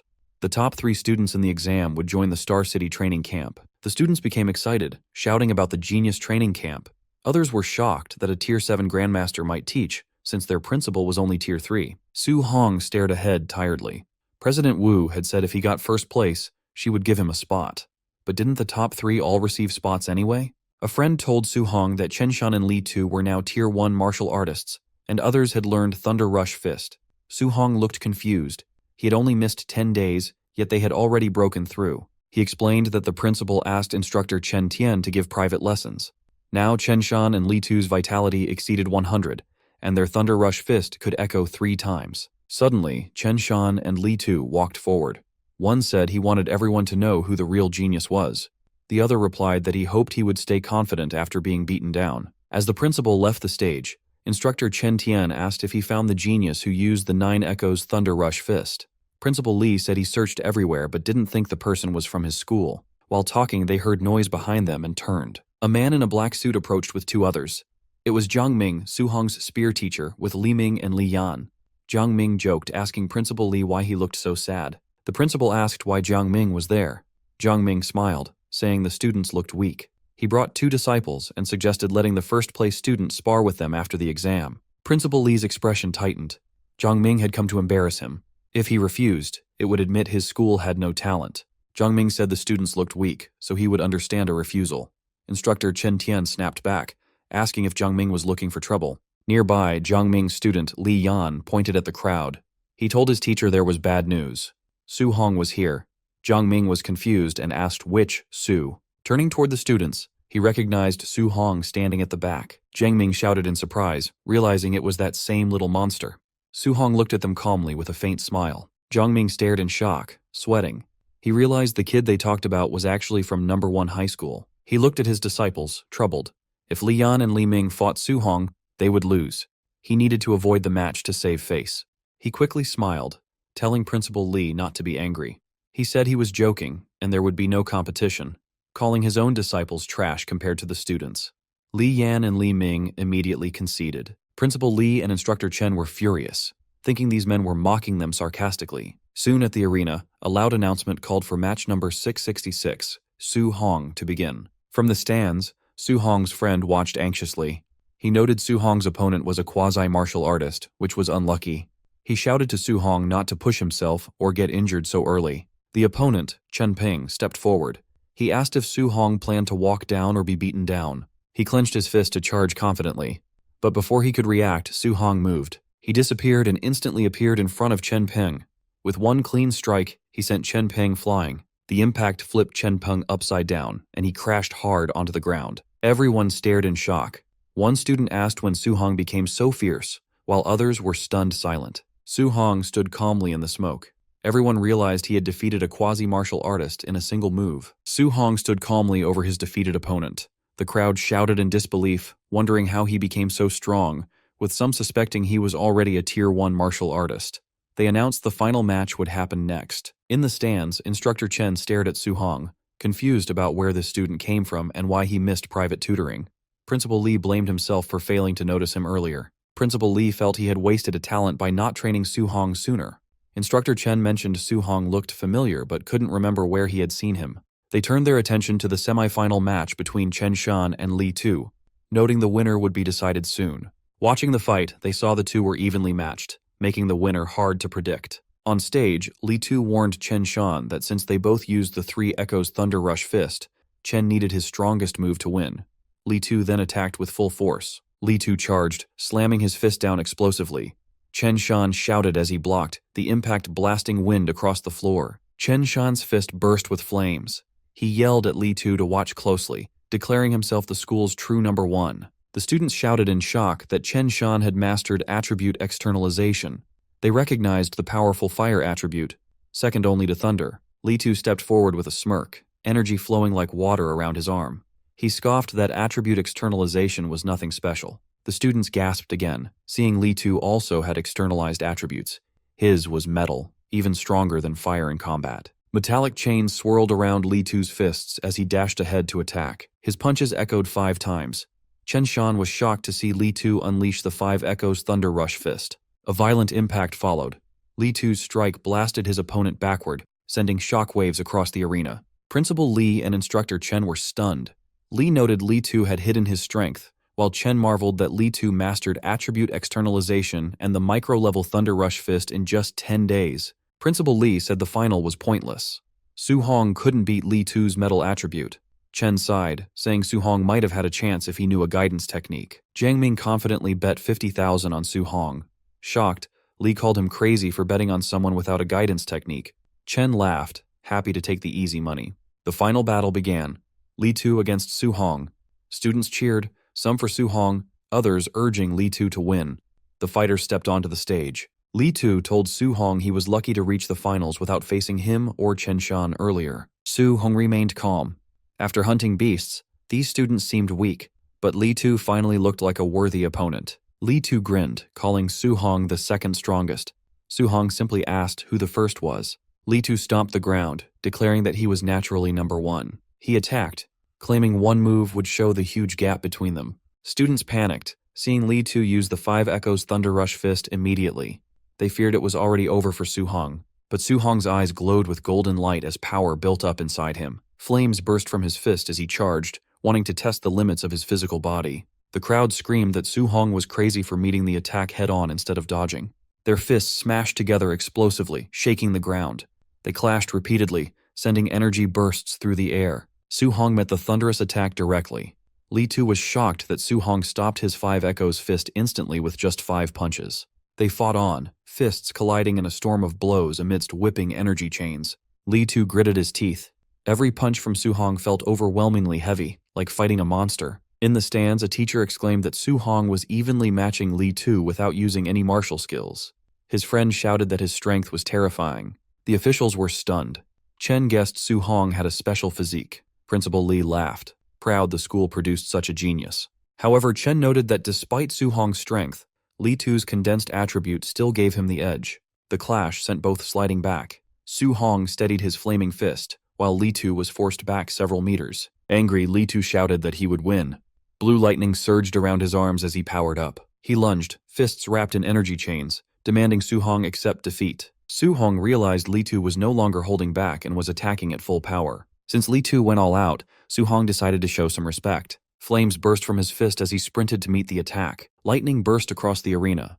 Li Tu yelled in shock, realizing Su Hong could also use attribute externalization. Principal Li and Instructor Chen trembled as golden lightning filled the arena, leaving them speechless. They were stunned Su Hong had mastered the thunder guidance technique. Chen explained that a special physique combined with the thunder attribute made him terrifying. Su Hong and Li Tu clashed again, causing lightning and chains to explode everywhere. Li Tu realized with alarm that Su Hong's thunder attribute was stronger than his own metal attribute. Lightning coiled around Su Hong. He told Li Tu that since he revealed his ultimate move, he would answer properly. Su Hong's eyes glowed gold. He announced his ultimate move and charged using the Thunder Rush Fist. His strike landed explosively. The impacts echoed rapidly, driving Li Tu back as 9 echo bursts blasted across the arena. 9 echoes impossible! Li Tu shouted. Blood burst from his mouth as he crashed to the ground. Su Hong stood over him, thunder still crackling around his fists. The students fell silent, their faces frozen in pure shock. Someone finally asked if he won. Excitement erupted as they realized Su Hong reached the perfect realm. 9 echoes, surpassing even the teachers. Instructor Chen stuttered in disbelief. Principal Li trembled, declaring Su Hong not just a genius, but the dragon of Star City High. Chen wiped his sweat, imagining how devastated other geniuses in the training camp would be facing a monster like Su Hong. As Su Hong walked away, Chen admired him.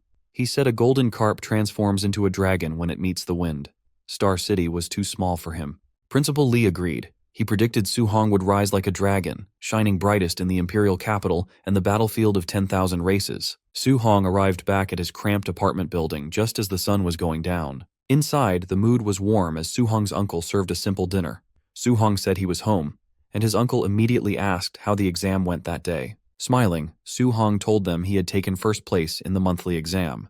His uncle was shocked and overjoyed, while his auntie realized this ranking meant he could finally go to the special training camp he had mentioned before. Suddenly, loud knocking on the door interrupted their celebration. A woman's voice shouted rudely from the hallway, demanding to know if this was Su Hong's house. Su Hong opened the door looking confused, while his uncle and aunt peeked out nervously from behind him to see who the stranger was. A wealthy-looking woman stood there, wearing expensive clothes and jewelry.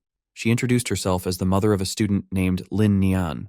She explained that since only the top 3 students could enter the training camp and her son was ranked 4th, she had come to convince Su Hong to give up his spot. She arrogantly held out a stack of cash, offering Su Hong 30,000 to drop out so her son could take his place. Su Hong and his family just stared at her in silence, looking more confused than tempted by the sudden bribe. Seeing that the money didn't work immediately, the woman got furious. She switched to intimidation, shouting that the competition in the camp was extremely cruel and that people could actually die there. She looked down on their poverty, sneering that with their poor family background, giving up early was for his own good. She claimed other students had high-grade pills and resources he couldn't afford. Her harsh words terrified Su Hong's auntie.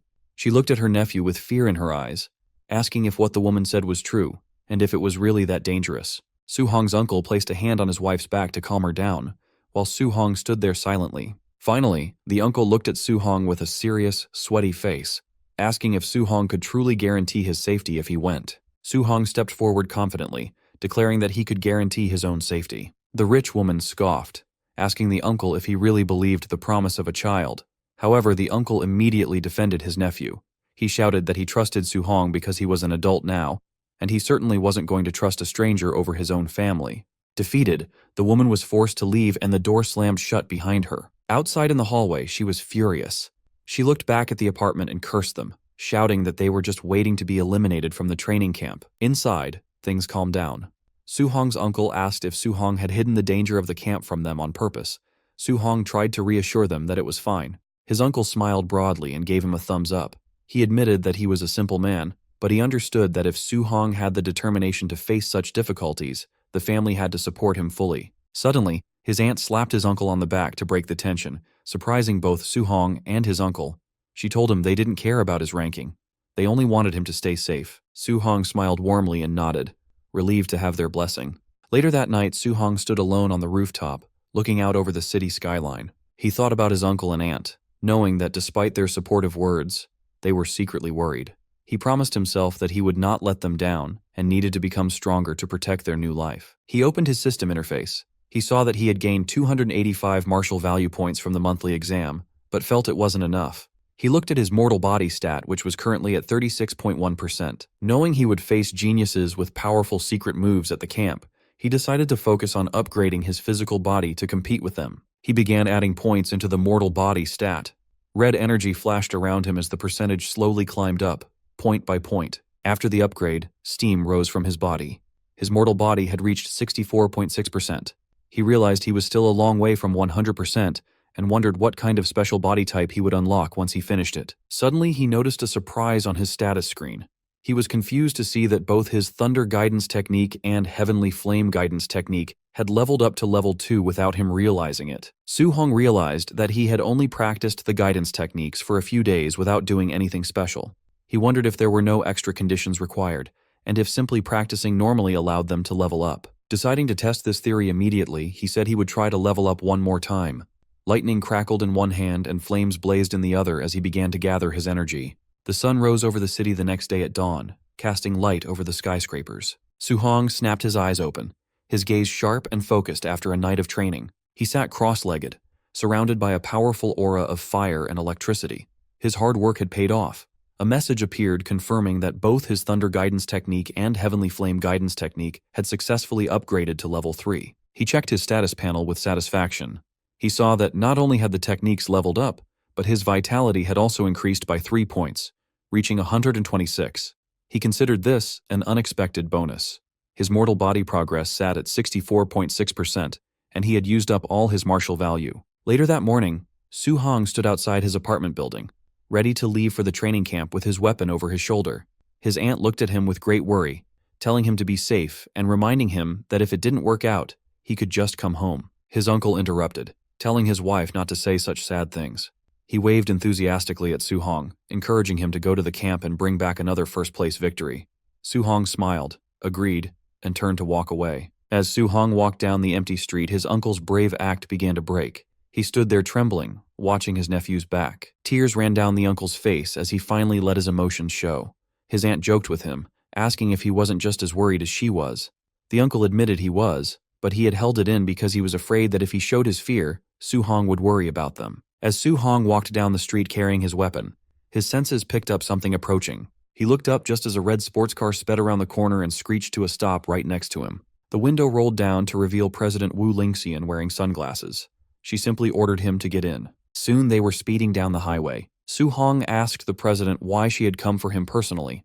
Wu Lingxian kept her eyes on the road and explained that she had some important reminders about the training camp. She turned to him, her expression serious, and revealed that as the president, she knew the details of the other participants. She warned him that among the students there were a few monsters who were already Tier 1 high-stage martial artists and were very close to reaching Tier 2. She emphasized that these monsters had martial skills that were at least B rank. Su-hong listened and thought about the situation.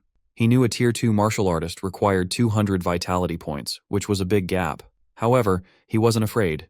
He thought to himself that even if they had B rank skills, his system would allow him to learn those high-level skills quickly. Wu Lingxian continued, telling him that while his talent was the best she had ever seen, he lacked the resources the other wealthy students had.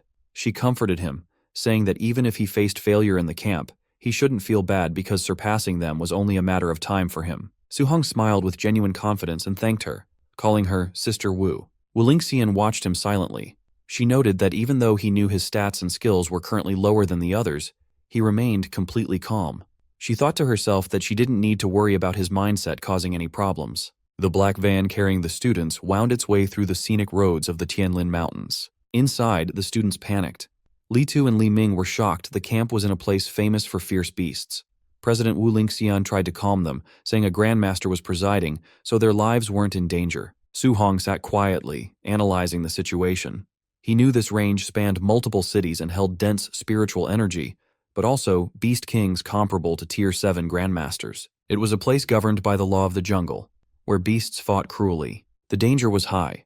Even a standard Tier 2 martial artist would not dare to tread here easily. As the car sped through the forest, the local wildlife began to take notice. From the shadows, the glowing red eyes of bears and monsters glared at the intruders. Sensing killing intent from the woods, Li Tu and Li Ming sweated nervously, fearing a beast might suddenly attack their vehicle. However, Su-hong felt excited. He realized the camp competition would be as cruel as the beast's slaughter, and he actually liked that intense feeling. Eventually, they arrived at the campsite and joined the gathering crowd. Standing there, one student wondered aloud how strong the other participants would be.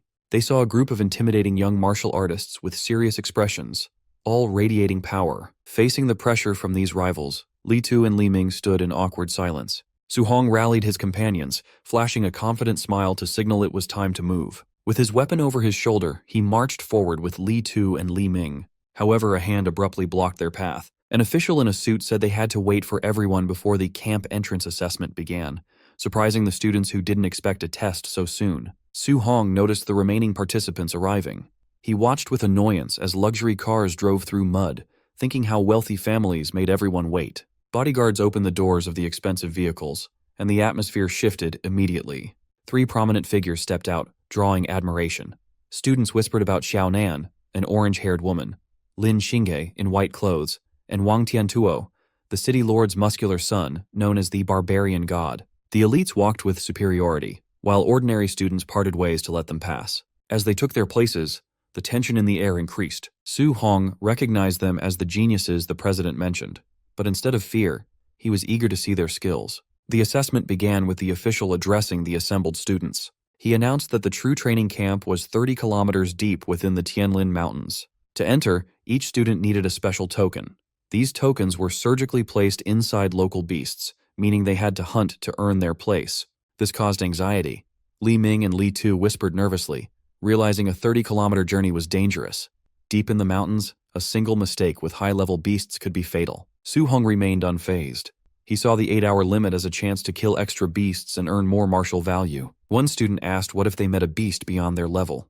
The official coldly replied they would be eliminated, though a rescue team would save them from death. The crowd protested that the rules were unfair and relied on luck, risking the strong being eliminated by a chance encounter. The official snapped.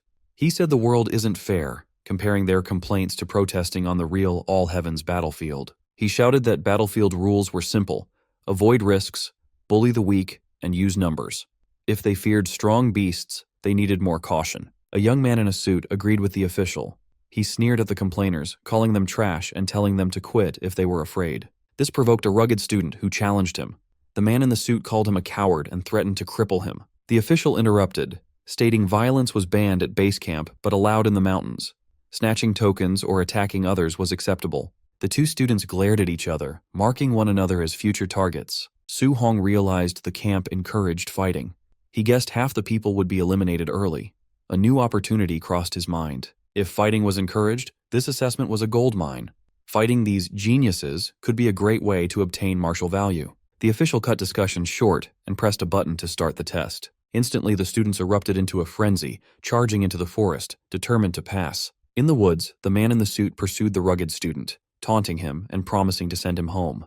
They squared off, channeling energy into their fists for a decisive blow. Their attacks clashed, sending a shockwave through the trees. A furious exchange followed, with energy beams lighting up the forest as they fought. From a high branch, Su-hong observed the battle critically. He wanted to gauge the geniuses, but was unimpressed. Their power was weak, so defeating them wouldn't yield much martial value. Deciding to leave, he turned to hunt high-level beasts instead. Below, the fighters were in a stalemate.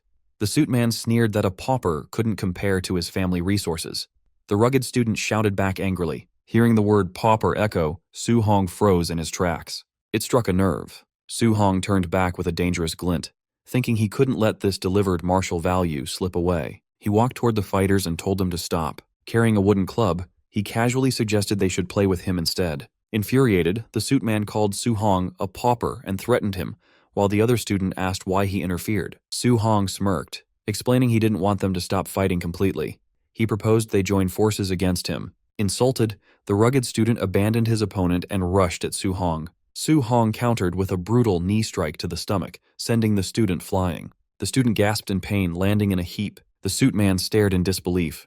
He couldn't comprehend how a student of similar strength was defeated so easily. Before he could process it, Su Hong appeared in front of him with blinding speed and said, "Your turn." Paralyzed with fear, the man watched Su Hong swing the club. The strike connected, sending the man to the ground and ending the fight. The man in the suit flew through the air and crashed hard into a tree. He screamed as his eyes rolled back, completely overwhelmed by the force. On the ground, Su Hong stood calmly with the wooden stick on his shoulder. Looking at the two defeated men, he said, "This is what they get for underestimating ordinary cultivators." In the monitoring room, instructors watched the fight on a large screen. One wondered where the newcomer came from, complaining that he just walked in and one-shotted both men during their duel. Another asked if the two were now eliminated. The supervisor shook his head, explaining that since they hadn't called for rescue, the assessment would continue. A staff member bowed and acknowledged the order. Back in the forest, the man in the suit groaned as he opened his eyes. Holding his aching face, he muttered about how much it hurt. As he got up, he panicked upon seeing the wooden stick nearby and scrambled back, yelling for Su Hong to stay away. The defeated man screamed in rage, shouting that he'd never been so humiliated in his life and swore Su Hong had better not let him find him again.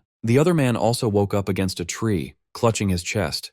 He muttered in frustration, blaming himself for underestimating Su Hong and insisting he wouldn't have lost if he'd been serious. The two men sat in awkward silence for a moment, sharing the same bruised pride. Then, one of them apologized, admitting the other was truly strong. The man in the suit agreed and apologized for mocking him. They shook hands as their hostility faded. Soon they walked through the forest side by side like brothers. They agreed to find Su Hong and get revenge, with the man in the suit determined to hit him with the stick to vent his frustration. Meanwhile, Su Hong sprinted through the forest with a spear in hand, leaving trails of blue energy behind him as he ran. Su Hong's eyes narrowed as he sensed movement ahead. Though his expression was calm, he knew trouble was coming. Moments later, a herd of giant tusk boars burst from the trees, their red eyes glowing as they charged. Su Hong complained that it was another group of low-tier boars, wondering how many he had already encountered in the beast-filled mountain range. The boars snorted and kicked up dust as they approached, their massive tusks cutting through the air. The herd roared in unison and rushed straight at him, their steps thundering across the ground. As they approached, Su Hong's eyes sharpened with a golden flash, his focus intensifying. Instantly, golden lightning erupted around him. He swung his spear in a wide arc, and glowing lines of lightning cut through the charging boars, lighting up the area. With golden light wrapping his arm, Su Hong's spear slammed into the boars, sending them crashing to the ground amidst dust and shockwaves. After the fight, Su Hong stood among the fallen beasts as system screens displayed his martial Dao points. He noted that since he became stronger, the points he earned from weaker beasts had greatly decreased. Sighing, he said he needed to hurry and find a token, then began cutting open a boar's stomach with his spear. Searching the bodies, he muttered that the previous dozen low-tier beasts he killed had no tokens. Hoping this batch was different, he searched each boar one by one. Every corpse was empty. As he expected, there were no tokens. He concluded that only higher-level beasts must carry them. Half an hour later, he was dashing swiftly through the forest again, his spear cutting through the wind. As he ran deeper, he recalled how he used to find over 10 low-level beasts per hour in this area. Now he couldn't find a single one. Suddenly, a roar shattered the silence. A massive black tiger with glowing red eyes leaped from the trees, pouncing at him with incredible speed. Su Hong's eyes glowed blue, and he smiled, recognizing the creature. He had finally found a Tier 1, upper stage Dark Knight black tiger. Blue energy gathered at his fingertips, swirling and brightening before it burst outward. He thrust his glowing finger down, and a piercing blue beam shot into the tiger, splitting the ground beneath it. The Dark Knight black tiger roared in pain, spraying blood from its wide-open jaws. The tiger crashed to the ground, cracking the earth. It twitched and struggled as dust scattered around it. Without slowing, Su Hong gripped his spear and lunged forward at an incredible speed. Spinning through the air, his glowing spear struck the tiger's head. Blue energy exploded outward, and the beast roared one last time before dying. A screen showed he had earned 35 martial Dao points. He commented that with his current strength, killing a high-tier beast like this was as easy as breathing. He crouched beside the corpse and began searching, hoping the high-tier tiger had a token inside. After cutting it open, he paused, then pulled out a blood-covered token. He laughed softly, confirming it was inside the high-tier beast. It had taken him nearly 3 hours to find just one token. Holding the token, Su Hong considered his encounters. Low-tier boars were everywhere, but high-tier tigers only appeared every half hour. He realized the deeper he went, the stronger but rarer the beasts became. He glanced at the tiger's corpse. High-tier beasts gave more points, but finding only one every 30 minutes was inefficient.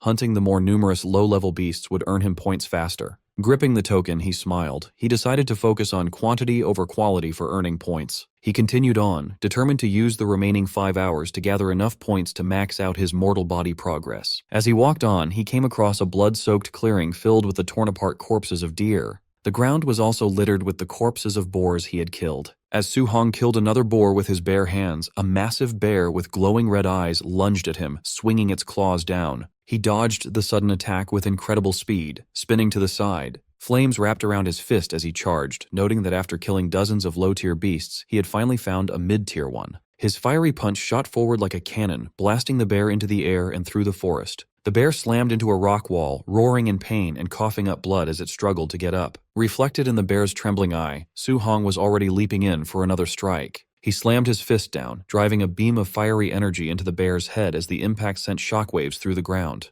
The force dragged the bear across the ground until it crashed into a large tree, snapping the trunk. As the dust settled, Su Hong stood covered in blood and dirt. He calmly noted that with his mortal body over 60%, he could kill mid-tier beasts with physical strength alone. A system panel appeared, showing his stats and 254 martial Dao points. He needed just over 100 more to max out his mortal body progress, which was currently at 64.6%. The panel also displayed his level 3 guiding arts and his martial skills, all in a perfect state. Tightening his grip on his weapon, Su Hong knew he had to use the remaining 3 hours to gather the rest of the points he needed. Before he could move, a deafening roar echoed through the trees. Su Hong froze, sweat on his face as the noise echoed.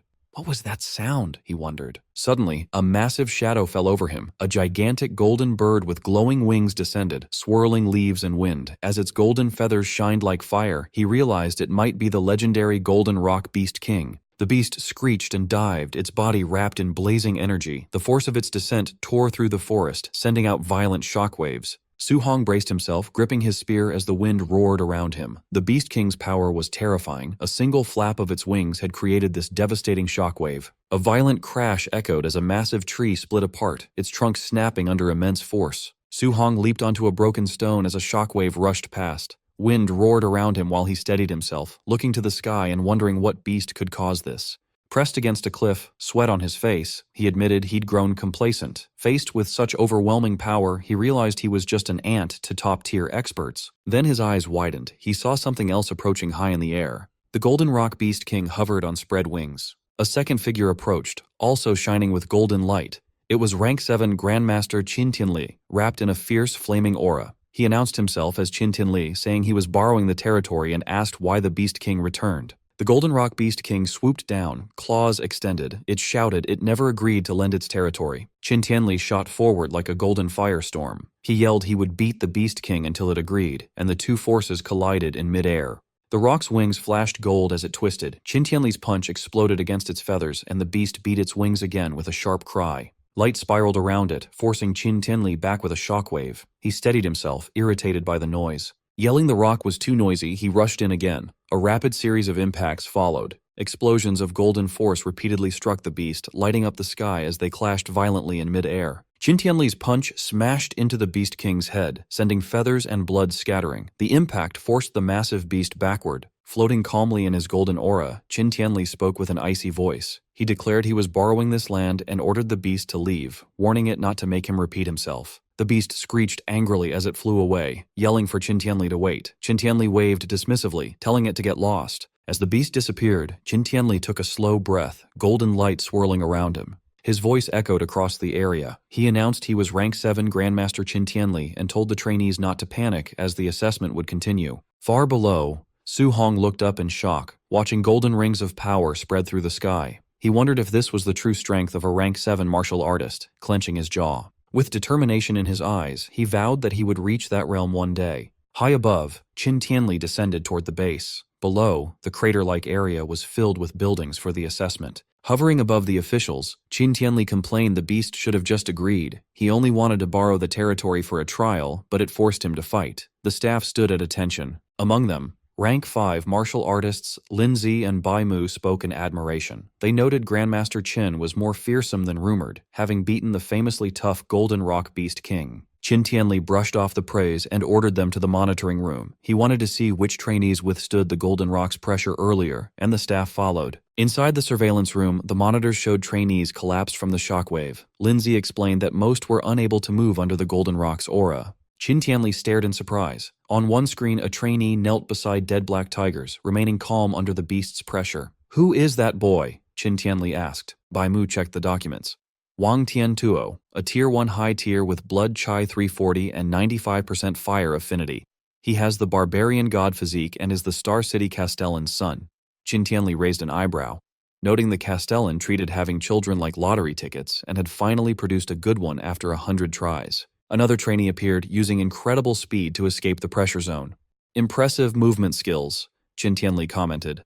Bai Mu identified him as Lin Xing He, a Tier 1 high tier from the Lin family with Blood Qi 325 and 96% wind affinity. The footage showed a girl using a glowing barrier to shield herself. Qin Tianli noted she was a spiritual telekinetic, skillfully using her power to resist the pressure. Bai Mu identified her as Xiao Yan, a Tier 1 mid-stage telekinetic from the Xiao family with Blood Qi 290 and 95% wood affinity. Qin Tianli nodded, noting these three easily handled the pressure and outmatched their peers. He asked for other talents. Bai Mu listed more names from the Lin and Wang families, hesitating as she realized all the top performers were from Star City's famous families. Qin Tianli frowned. Bai Mu explained the dozen on the list all had Tier 2 combat power and withstood the aura. He questioned why every standout was from a major family, asking about the students from the schools, especially number 1 high. Bai Mu explained the school students were only Tier 1 early stage, with the 3 from number 1 high having just broken through. Qin Tianli waved his hand dismissively, saying he wouldn't bother looking and that number 1 high was unworthy of its reputation. Then Linzi shouted in shock, pointing at one person on the screen. All three looked up. The screen showed Su Hong cutting down a beast. They were shocked he still had the strength to hunt after experiencing the Golden Rock's pressure. Bai Mu trembled and stuttered. "That's Star City number 1 high's monster." Linzi scolded her, telling her not to make a fuss in front of the Grandmaster. Qin Tianli was silent, but after Linzi glanced at the report, he also began shaking and repeated with wide eyes, "Monster." Qin Tianli glanced at them, reminding the two rank 5s they should have seen plenty of geniuses. He asked why they were making such a fuss, awkwardly adding that their temperaments weren't steady yet.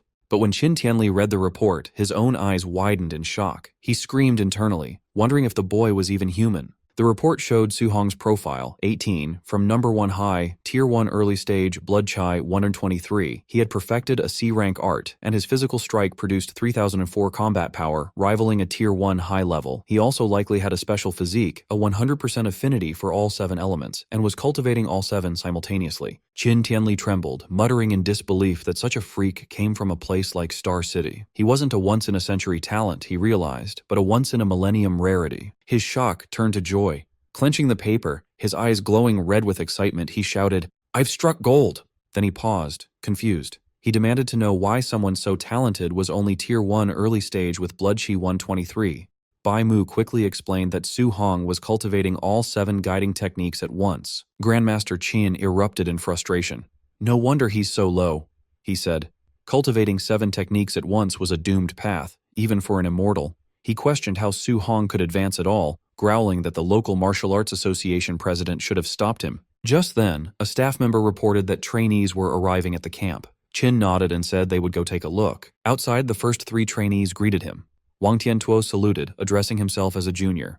Qin praised the 3 of them as very good. 6 hours into the assessment, more students staggered toward the camp. Some complained they nearly died, but another reminded them they had faced the Golden Rock Beast King. After 7.5 hours, more trainees gathered. As Qin watched, some early arrivals said there was no one left and suggested ending the assessment. Another scoffed that anyone still out there must be weak. But Grandmaster Qin wondered where Su Hong was. He worried his newly discovered freak was lost, a hint of panic on his face at the thought his precious treasure might be eliminated. A few minutes later, Qin finally spotted a figure leaving the forest. He sighed in relief, thinking the brat had finally shown up. He stepped out of the woods, dragging his spear, his clothes covered in dirt and blood. He muttered that he'd made it in time, having been so focused on earning martial value he almost forgot the deadline. As he entered the camp, trainees stared in shock. One whispered Su Hong was ruthless, another noted he wasn't injured and wondered how many beasts he had killed to get so dirty. The two men Su Hong had embarrassed earlier glared at him.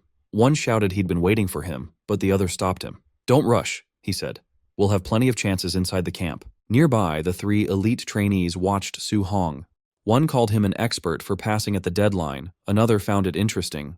Wang Tiantuo, eyes closed, simply nodded. As the sun set, Instructor Lin Zi stepped forward and announced the 8-hour limit was over. Anyone not present was eliminated. He then began to introduce the camp's facilities and rules. Instructor Lin introduced the major facilities, which included a gravity room, a movement skill training room, and a ferocious beast combat room. He pointed to a large building, the Martial Arts Pavilion. There, trainees could use contribution points to buy martial arts, pills, and weapons, some as high as a rank. Hearing this, a blood-covered but calm Su Hong sat among the trainees. He thought that coming here was the right decision. But Instructor Lin then explained the rules. All facilities required contribution points to use. The only way to earn points was by passing training subjects. Outstanding performance would earn extra rewards. As the sun set, he dismissed them. He told those with energy to start training, and the injured to follow him to the dorms to rest, vowing no one would die under his supervision. Su Hong entered his dorm and was surprised to find it was a single room. He realized he could now cultivate and level up without being seen. Later, he sat cross-legged on his bed and opened his status screen. It showed his stats. Blood Chi 126, Spirit 26.5, and Mortal Body 64.6%. His Thunder and Heavenly Flame guiding techniques were level 3, and his 3 martial arts were at perfection. He had 354 martial value. Taking a calm breath, he decided to use all of it to upgrade his mortal body. A surge of power erupted around him in red flames. Countless glowing notifications appeared, each showing his mortal body increasing by 1 as the red energy strengthened him. Finally, a message appeared. His mortal body reached 100% and was now evolving. His eyes snapped open, glowing with crimson light as his breath surged like a storm. Su Hong's physical evolution began, causing intense red energy and glowing nodes to map across his newly strengthened body. He meditated on the floor of his dorm room while a fierce vortex of spiritual energy swirled around him. As the process finished, he let out a sigh, with steam radiating off his refined form. Inspecting his physique, he was amazed by the sheer, overwhelming power his physical body now possessed. His system interface appeared, revealing that he had unlocked the Overlord body, which the system described as the existence with the strongest physical strength in the world. He noticed that the physique was currently at spirit rank 0%, meaning it could still be upgraded. This left him wondering what kind of heaven-defying form it might evolve into next. Eager to test the limits of his extraordinary new body, he grabbed his jacket and his black spear. However, the moment he gripped the spear's shaft, the metal crunched and cracked under his hand. He stared at the weapon in shock, realizing that his casual grip was now strong enough to snap a highly durable C-rank alloy. He briefly panicked, lamenting that C-rank spears were incredibly expensive and that he had just ruined a fortune. Fortunately, he quickly remembered that he had actually looted this spear for free during his time in the wilderness. Knowing his old equipment could no longer handle his strength, he decided he must gather camp contribution points as soon as possible to exchange for an A-rank alloy spear. Striding confidently out of his room into the hallway, he planned his next move, contemplating if he could easily earn those points by training with a weight vest of a few hundred kilograms. Inside the camp warehouse, a crowd of trainees gathered in awe around Wang Tiantuo. Despite carrying a massive 3,000-kilogram weight, Wang Tiantuo effortlessly leaped into the air. Watching from the sidelines, Lin Xinghe and Xiaonan were amazed by his monster-like strength, noting that an ordinary Tier 1 martial artist could only handle a fraction of that load. Observing the warehouse feed from the monitoring room, Grandmaster Qin Tianli praised Wang Tiantuo's barbarian god body. The conversation then shifted to Su Hong. Bai Mu asked how they should address Su Hong's flawed path of cultivating 7 guidance techniques simultaneously. Knowing that directly confronting a proud genius would likely backfire, Qin Tianli decided to make Su Hong realize his mistake the hard way. Qin Tianli asked instructor Linze about the progress of a secretly planned night raid meant to ambush the trainees. Linze smiled wickedly, anticipating the despair of the students who mistakenly believed they could finally relax after the entrance exam. To execute his lesson, Qin Tianli specifically ordered Linze to send a powerful Tier 1 high-stage martial artist to overwhelmingly defeat Su Hong. Once Su Hong was utterly crushed, Qin Tianli planned to step in, explain the impossibility of his cultivation method, and force him to give it up. The staff worried that pitting Su Hong against an opponent with over 400 vitality and 5,000 combat power might permanently break his spirit, given his much lower vitality stats. However, Qin Tianli coldly dismissed their concerns, stating that if Su Hong's resolve collapsed that easily, he was nothing but trash. Meanwhile, outside in the camp, Su Hong overheard other trainees rushing to the gravity room to watch Wang Tiantuo train. Preferring to avoid the crowd, Su Hong headed into the now empty equipment warehouse, planning to check out the commotion later. Inside the equipment warehouse, Su Hong picked up his smart scoring bracelet, confirming it was the device used to calculate his contribution points. As he explored the room, he walked past the lighter equipment racks and stopped in amazement at a rack holding 10-ton weight vests forged from super heavy alloy, wondering who could possibly wear something so heavy. Curious about his own limits, he tried on a 10-ton vest, but quickly realized the immense weight severely hindered his speed and stamina, making it impractical for long-term training. He decided to swap it for a 5-ton vest instead. After rapidly leaping around the warehouse to test his mobility, he concluded that the 5-ton load was perfectly suited for his current physical state. Thinking about his competition, Su Hong wondered how much weight Wang Tiantuo and the other top-tier geniuses chose to wear, assuming that since they were at the Tier 1 high stage, they must be at least as strong as him, if not stronger. Hoping to learn from their cultivation methods, he left the warehouse to go observe them. Outside, a large crowd was gathered in front of a pyramid-shaped gravity room. The trainees were astounded that Wang Tiantuo had entered the facility without taking off his 3-ton weight vest. A monitor displayed Wang Tiantuo straining inside the room under 2 times normal gravity, which the crowd noted effectively turned his 3-ton vest into a grueling 6-ton load. Standing at the back of the crowd with his arms crossed, Su Hong was genuinely surprised to hear that Wang Tiantuo's base vest was only 3 tons. Considering that weight to be incredibly light compared to his own comfortable 5 tons, Su Hong realized he had completely underestimated the sheer toughness and superiority of his newly evolved overlord body. Su Hong approached his former schoolmates, Chen Shan and Li Tu, and asked why they weren't going into the gravity room to cultivate. Looking defeated, the two explained that the massive gap in strength between them and the top-tier geniuses made them feel completely inadequate, and they feared the embarrassment of being compared to them if they trained right then.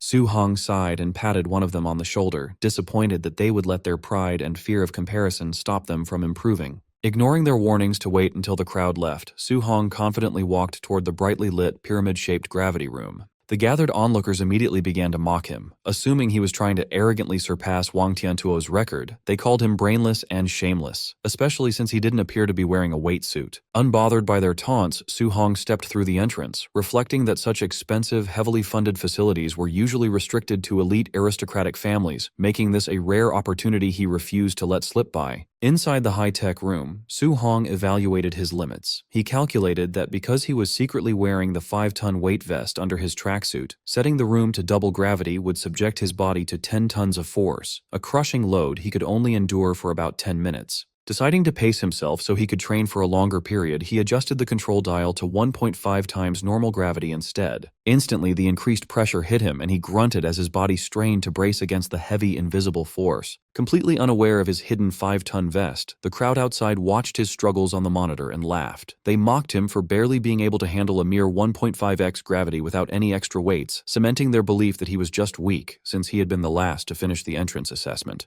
Meanwhile, completely focused on his training, Su Hong sat cross-legged on the floor, surrounded by a fiery red aura.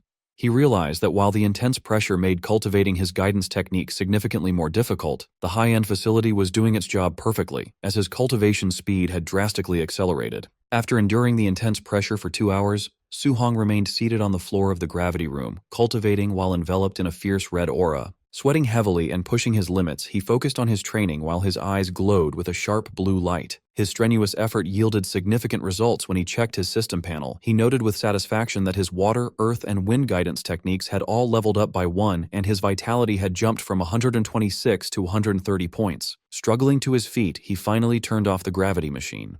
Impressed by the room's effectiveness, he eagerly considered how beneficial the camp's movement technique and ferocious beast rooms would be. Utterly exhausted, he stumbled out of the facility, wiping the thick sweat from his face. Waiting outside, 2 other trainees immediately began to mock him. Still under the false impression that he had been training without weights at a mere 1.5x gravity, they laughed at his worn-out state, with one arrogantly boasting that he could easily sleep overnight in those conditions. Ignoring their baseless taunts, Su Hong simply complained about the boiling heat and terrible breathability of his gear before unzipping his tracksuit, casually revealing the massive 5-ton weight vest he had been wearing the entire time. Seeing the heavy equipment hidden underneath his clothes, the 2 mocking trainees were left completely paralyzed in shock. The 2 trainees were surprised when Su Hong removed his weight vest, assuming it only weighed around 500 kilograms. Despite acknowledging that his strength was passable for lasting 2 hours, they still looked down on him as he dropped the vest to the ground, insisting that he was nothing compared to the camp's top genius, Wang Tiantuo. Suddenly, a commotion broke out as the crowd noticed Wang Tiantuo finally exiting the gravity room. The trainees marveled that he had withstood 6 tons of heavy pressure for over 2 hours. Sweating profusely and panting, Wang Tiantuo stepped out while the crowd praised his physical strength as the absolute best in the training camp.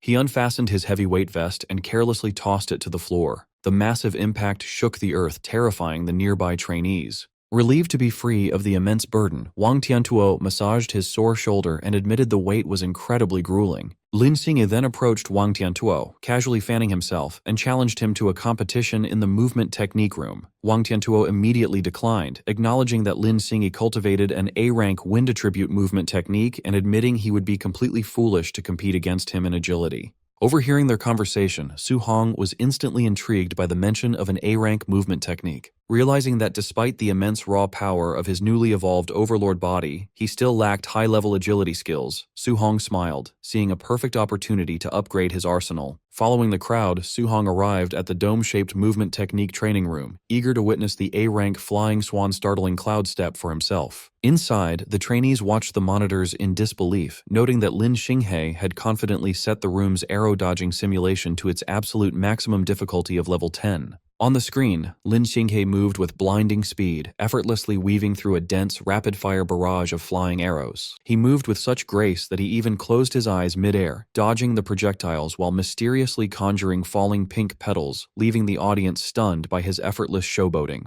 Watching the spectacular display, Su Hong calmly praised the technique.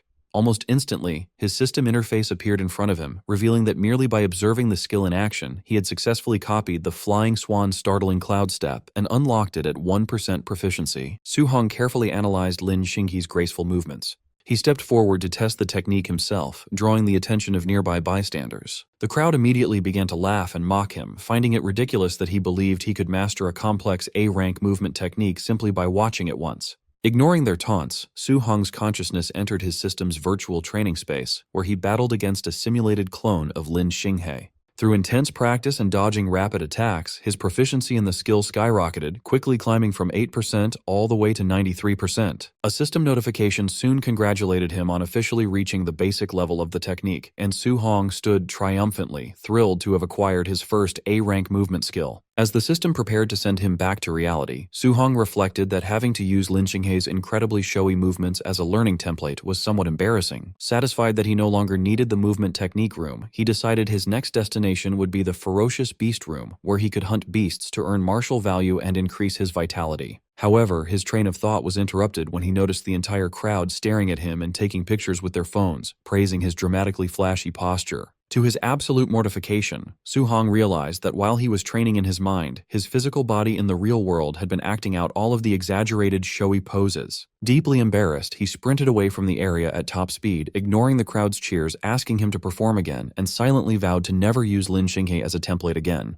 As he dashed off, Su Hong's sharp senses picked up the feeling of being followed. Trailing a short distance behind him were the student in the suit, now armed with a wooden club, and the rugged student he had defeated during the entrance assessment. Having tracked Su Hong's path toward the ferocious beast room, the two vengeful trainees plotted to block the exit and ambush him the moment he came out. Arriving at the large facility known as the ferocious beast room, Su Hong noticed a large crowd gathered outside. Near the entrance doors, he overheard a tense exchange between Wang Tiantuo and Xiao Nan.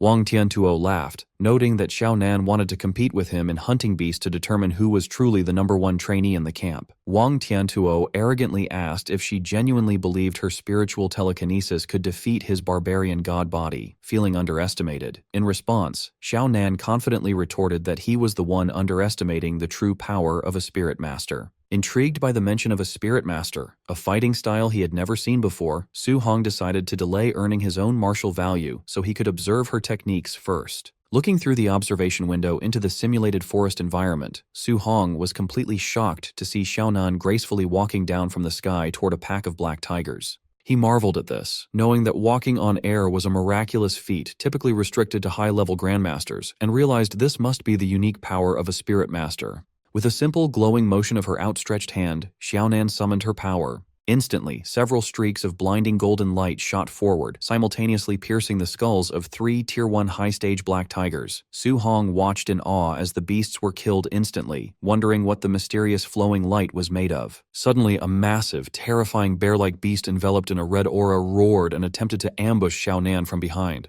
However, the beast was instantly stopped in its tracks, its eyes widening in shock. Xiaonan used her spiritual telekinesis to forcibly lift and paralyze the giant creature in midair, leaving Su Hong amazed by her ability to effortlessly bind such a massive enemy. With a swift wave of her arm, Xiaonan directed the golden light to cleanly pierce straight through the suspended beast's head, executing it on the spot. Observing the battle closely, Su Hong finally realized that the deadly streaks of light were actually daggers being manipulated remotely by her mind. Trembling with a mix of excitement and realization, Su Hong concluded that a spirit master's ability to walk on air, bind enemies, and telekinetically control weapons from a distance made them ridiculously overpowered, allowing them to easily crush ordinary martial artists. The crowd of trainees, along with Su Hong, watched the observation monitor in disbelief as someone questioned the sudden appearance of a colossal weapon on the screen. The feed showed Xiaonan standing before a massive snake beast, effortlessly summoning a giant, glowing golden sword out of thin air. With a swift, commanding downward swing of her arm, the enormous golden blade dropped, slicing the giant snake cleanly in half. Observing this impossible feat, Su Hong was completely bewildered. He noted that she wasn't carrying any weapon earlier, and reasoned that a physical sword of that magnitude would weigh several tons, making it far too heavy to wield so easily. Stepping into the conversation, Lin Xingyi casually approached the group while fanning himself. He calmly clarified that the giant sword wasn't a physical weapon at all, but rather a highly advanced A-rank martial skill exclusive to spirit masters. Hearing this, the crowd was astounded that yet another A-rank skill had been revealed.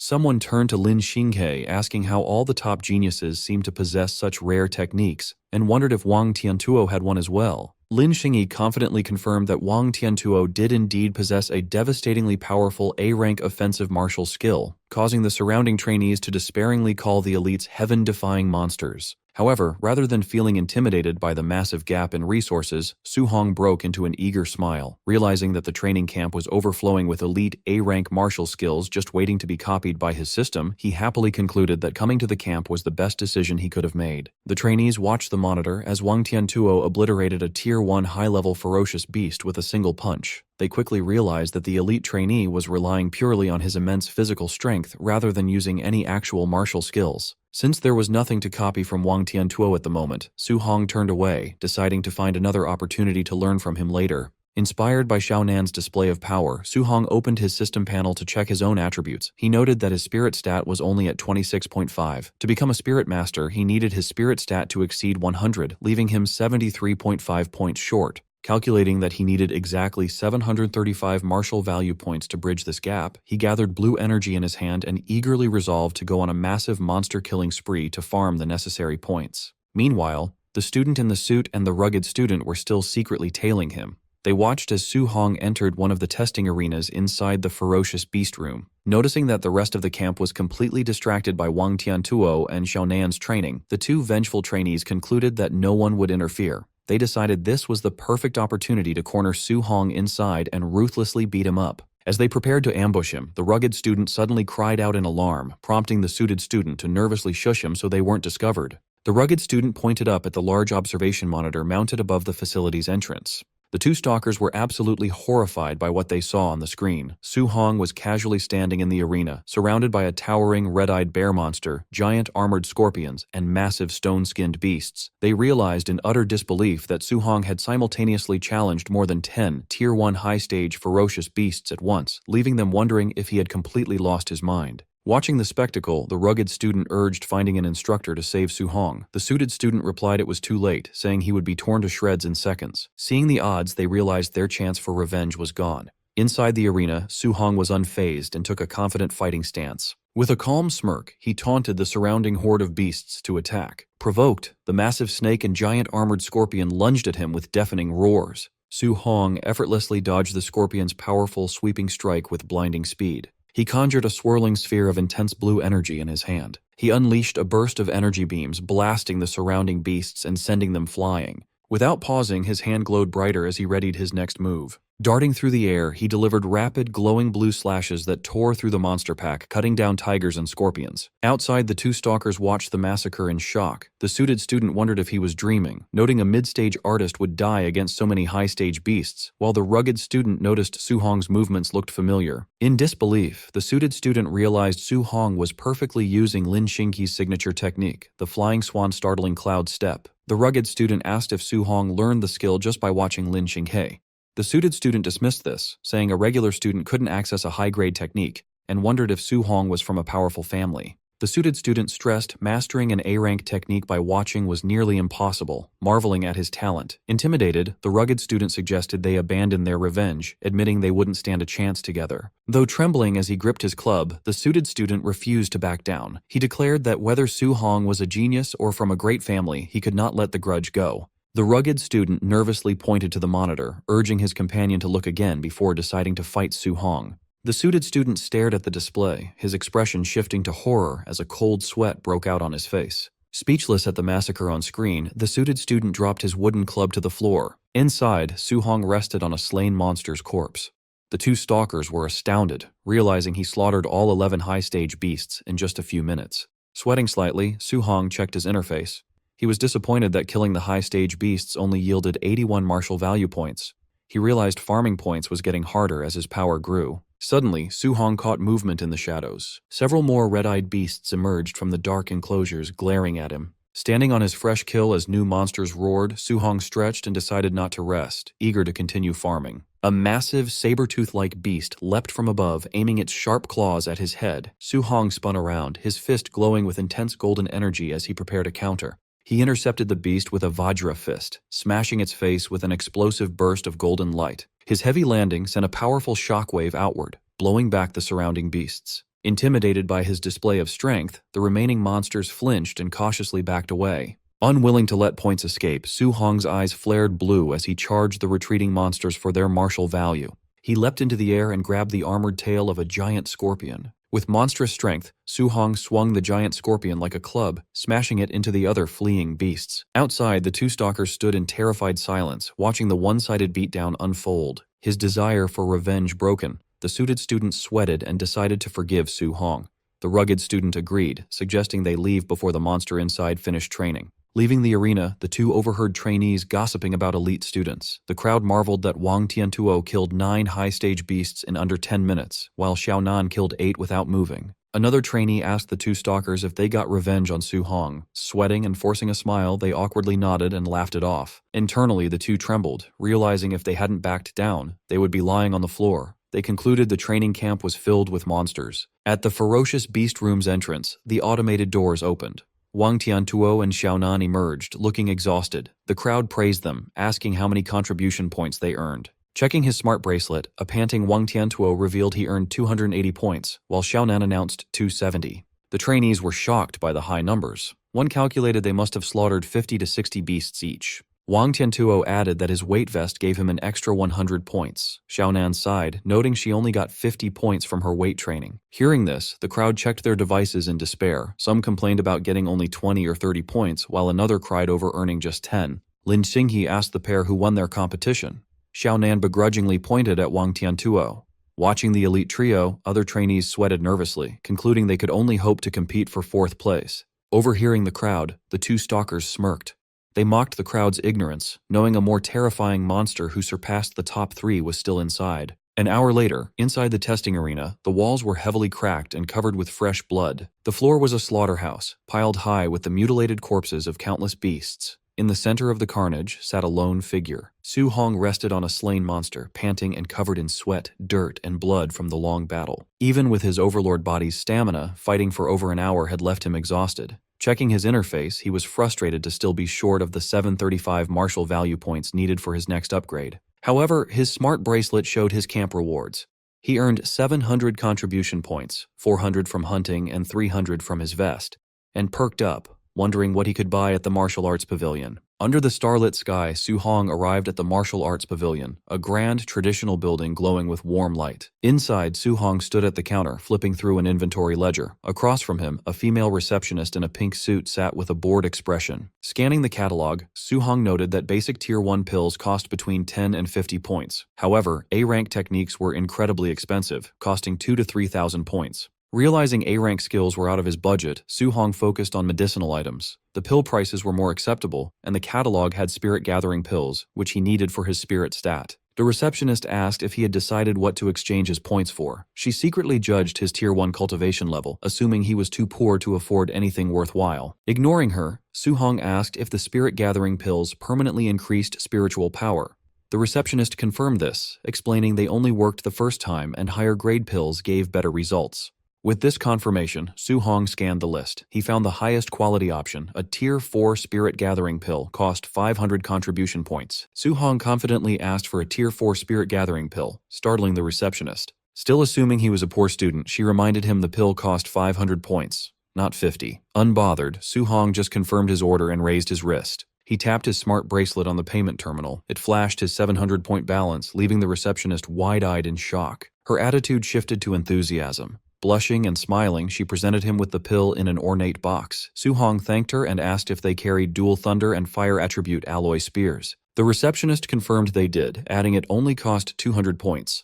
She flirtatiously thanked her handsome customer for his business. Later that night, the moon shone over the quiet camp dormitories. Inside his room, Su Hong's new weapon, a C-rank Thunderfire spear, leaned against the wall. On his bed, Su Hong reviewed his glowing interface. He saw his vitality and elemental techniques had leveled up, and he had 490 martial value points. He was satisfied, as his progress today exceeded a normal week's. Opening the box, he revealed the glowing spirit gathering pill. He calculated his stats, noting his base spiritual power was 26.5. Even converting all 490 martial value points, he'd still be 25.5 points short of the 100 needed to become a spirit master. Holding the pill to the light, he hoped the Tier 4 medicine would provide the remaining 25.5 spiritual power points he needed. With a determined smile and a fierce glint in his eyes, Su Hong swallowed the pill, resolved to become a spirit master. The glowing green, pearl-like medicine activated. Vibrant green energy flowed through Su Hong's body, lighting his energy pathways. He felt immediate comfort as the pill soothed his exhausted nerves. Sitting cross-legged on his bed, his mind cleared and his senses expanded to perceive his entire room. Su Hong opened his eyes, which glowed bright blue.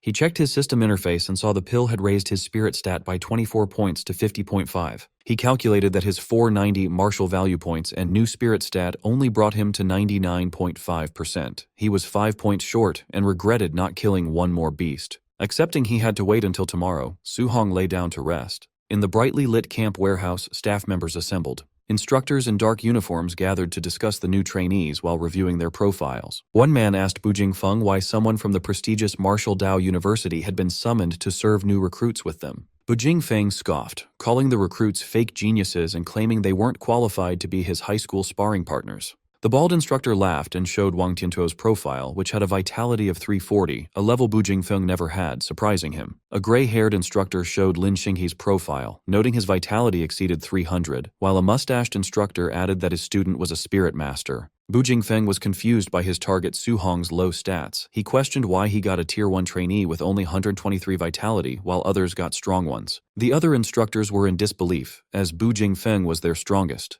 They wondered why he had been assigned a weak target and questioned if Grandmaster Qin Tianli had made a mistake. Grandmaster Qin Tianli entered with Lin Ze and Bai Mu, confirming he had made no mistake. Bu Jingfeng complained to the Grandmaster, feeling insulted. Qin Tianli clarified that Su Hong's combat power rivaled a Tier 1 high-stage martial artist. This stunned the instructors, who wondered what monster could have such power with only 123 vitality. Qin Tianli said some info was classified and Bu Jingfeng would understand after fighting. Reluctantly, Bu Jingfeng sighed that with his vitality near 500, it felt like bullying. Annoyed, Qin Tianli slapped Bu Jingfeng's head, telling him to stop talking and do the mission. He ordered him to go all out and beat Su Hong until he questioned his life. Rubbing his head, Bu Jingfeng asked if the Grandmaster had a grudge, warning he wouldn't be responsible if he accidentally crippled Su Hong. With a dark grin, Qin Tianli encouraged him to beat Su Hong ruthlessly, promising rewards even if he was crippled. Seeing this, Bu Jingfeng pitied Su Hong. Qin Tianli ordered the operation to begin, and the instructors dashed out to execute the ambush. Late at night, the scene was the quiet, snow-dusted exterior of the training camp. Chaos erupted in the dorms as masked instructors breached doors, launching a violent ambush on the trainees. Panicked shouts echoed from the dorms as trainees screamed in confusion, some begging for time to get dressed. Alerted by the commotion, Su Hong sat up, deducing the camp was under a sneak attack. He stared at his locked door as two massive slash marks tore through the wood from outside. The door shattered as Bu Jingfeng burst in, wielding a sword coated in purple energy with a confident smirk. Bu Jingfeng unleashed a cross-shaped strike that shattered the floor, but Su Hong reacted instantly, leaping backward to evade it. As debris flew, Su Hong recalled rumors of assassins and wondered if his attacker was from that hostile faction. Landing safely, Su Hong grabbed his new spear. He took a defensive stance in the ruined room, unable to gauge his masked assailant's strength. Bu Jingfeng leaped, bringing down a massive arc of purple energy. Confident, he mocked Su Hong, calling him an unlucky Tier 1 brat. Hearing him speak and sensing his aura, Su Hong realized the intruder was a human Tier 1 martial artist, not an alien assassin. A confident smile spread across Su Hong's face as he realized this was a stroke of luck. Su Hong calculated that defeating this opponent would give him the 5 martial value points he needed to become a spirit master. Mid-air, Bu Jingfeng's eyes widened in shock. He saw the trainee wasn't dodging, but stepping forward to meet his strike head-on. Their weapons collided in a blinding flash as Su Hong's spear clashed with Bu Jingfeng's purple energy blade. Straining, Bu Jingfeng sweated, admitting Qin was right about the boy's power rivaling a Tier 1 high-stage martial artist. As the clash continued, the instructor panicked. He realized Su Hong's physical strength was too massive for a normal Tier 1 martial artist. Unfazed, Su Hong enveloped his body in a red aura and pressed his spear forward, used to fighting Tier 1 high-stage enemies. With a battle cry, Su Hong unleashed his immense might. He swept his spear upward, shattering Bu Jingfeng's defense and sending the stunned instructor flying. Bu Jingfeng skidded backward, trembling as he struggled to hold his sword. Terrified, he wondered if the trainee was a monster. Regaining his footing, Bu Jingfeng channeled purple fire into his blade, declaring that fights weren't won by strength alone as he readied his elemental skills. Su Hong watched the glowing blade with interest, his first time seeing a fire attribute art. Golden lightning then crackled around his spear. The purple flames on Bu Jingfeng's sword intensified as he gathered power. Leaping high, Bu Jingfeng conjured a glowing purple cross around his blade. He taunted Su Hong, challenging him to withstand a B-rank martial art. With a shout, Bu Jingfeng brought his weapon down, unleashing the flame slash technique. Su Hong braced himself, channeling golden lightning through his spear. He realized the strike's might exceeded his own B-rank void-breaking finger technique. Instead of dodging, Su Hong thrust his spear up, using his lightning energy to block the purple energy blade. The clash of elemental energies caused a massive explosion, shattering the floor and sending concrete flying.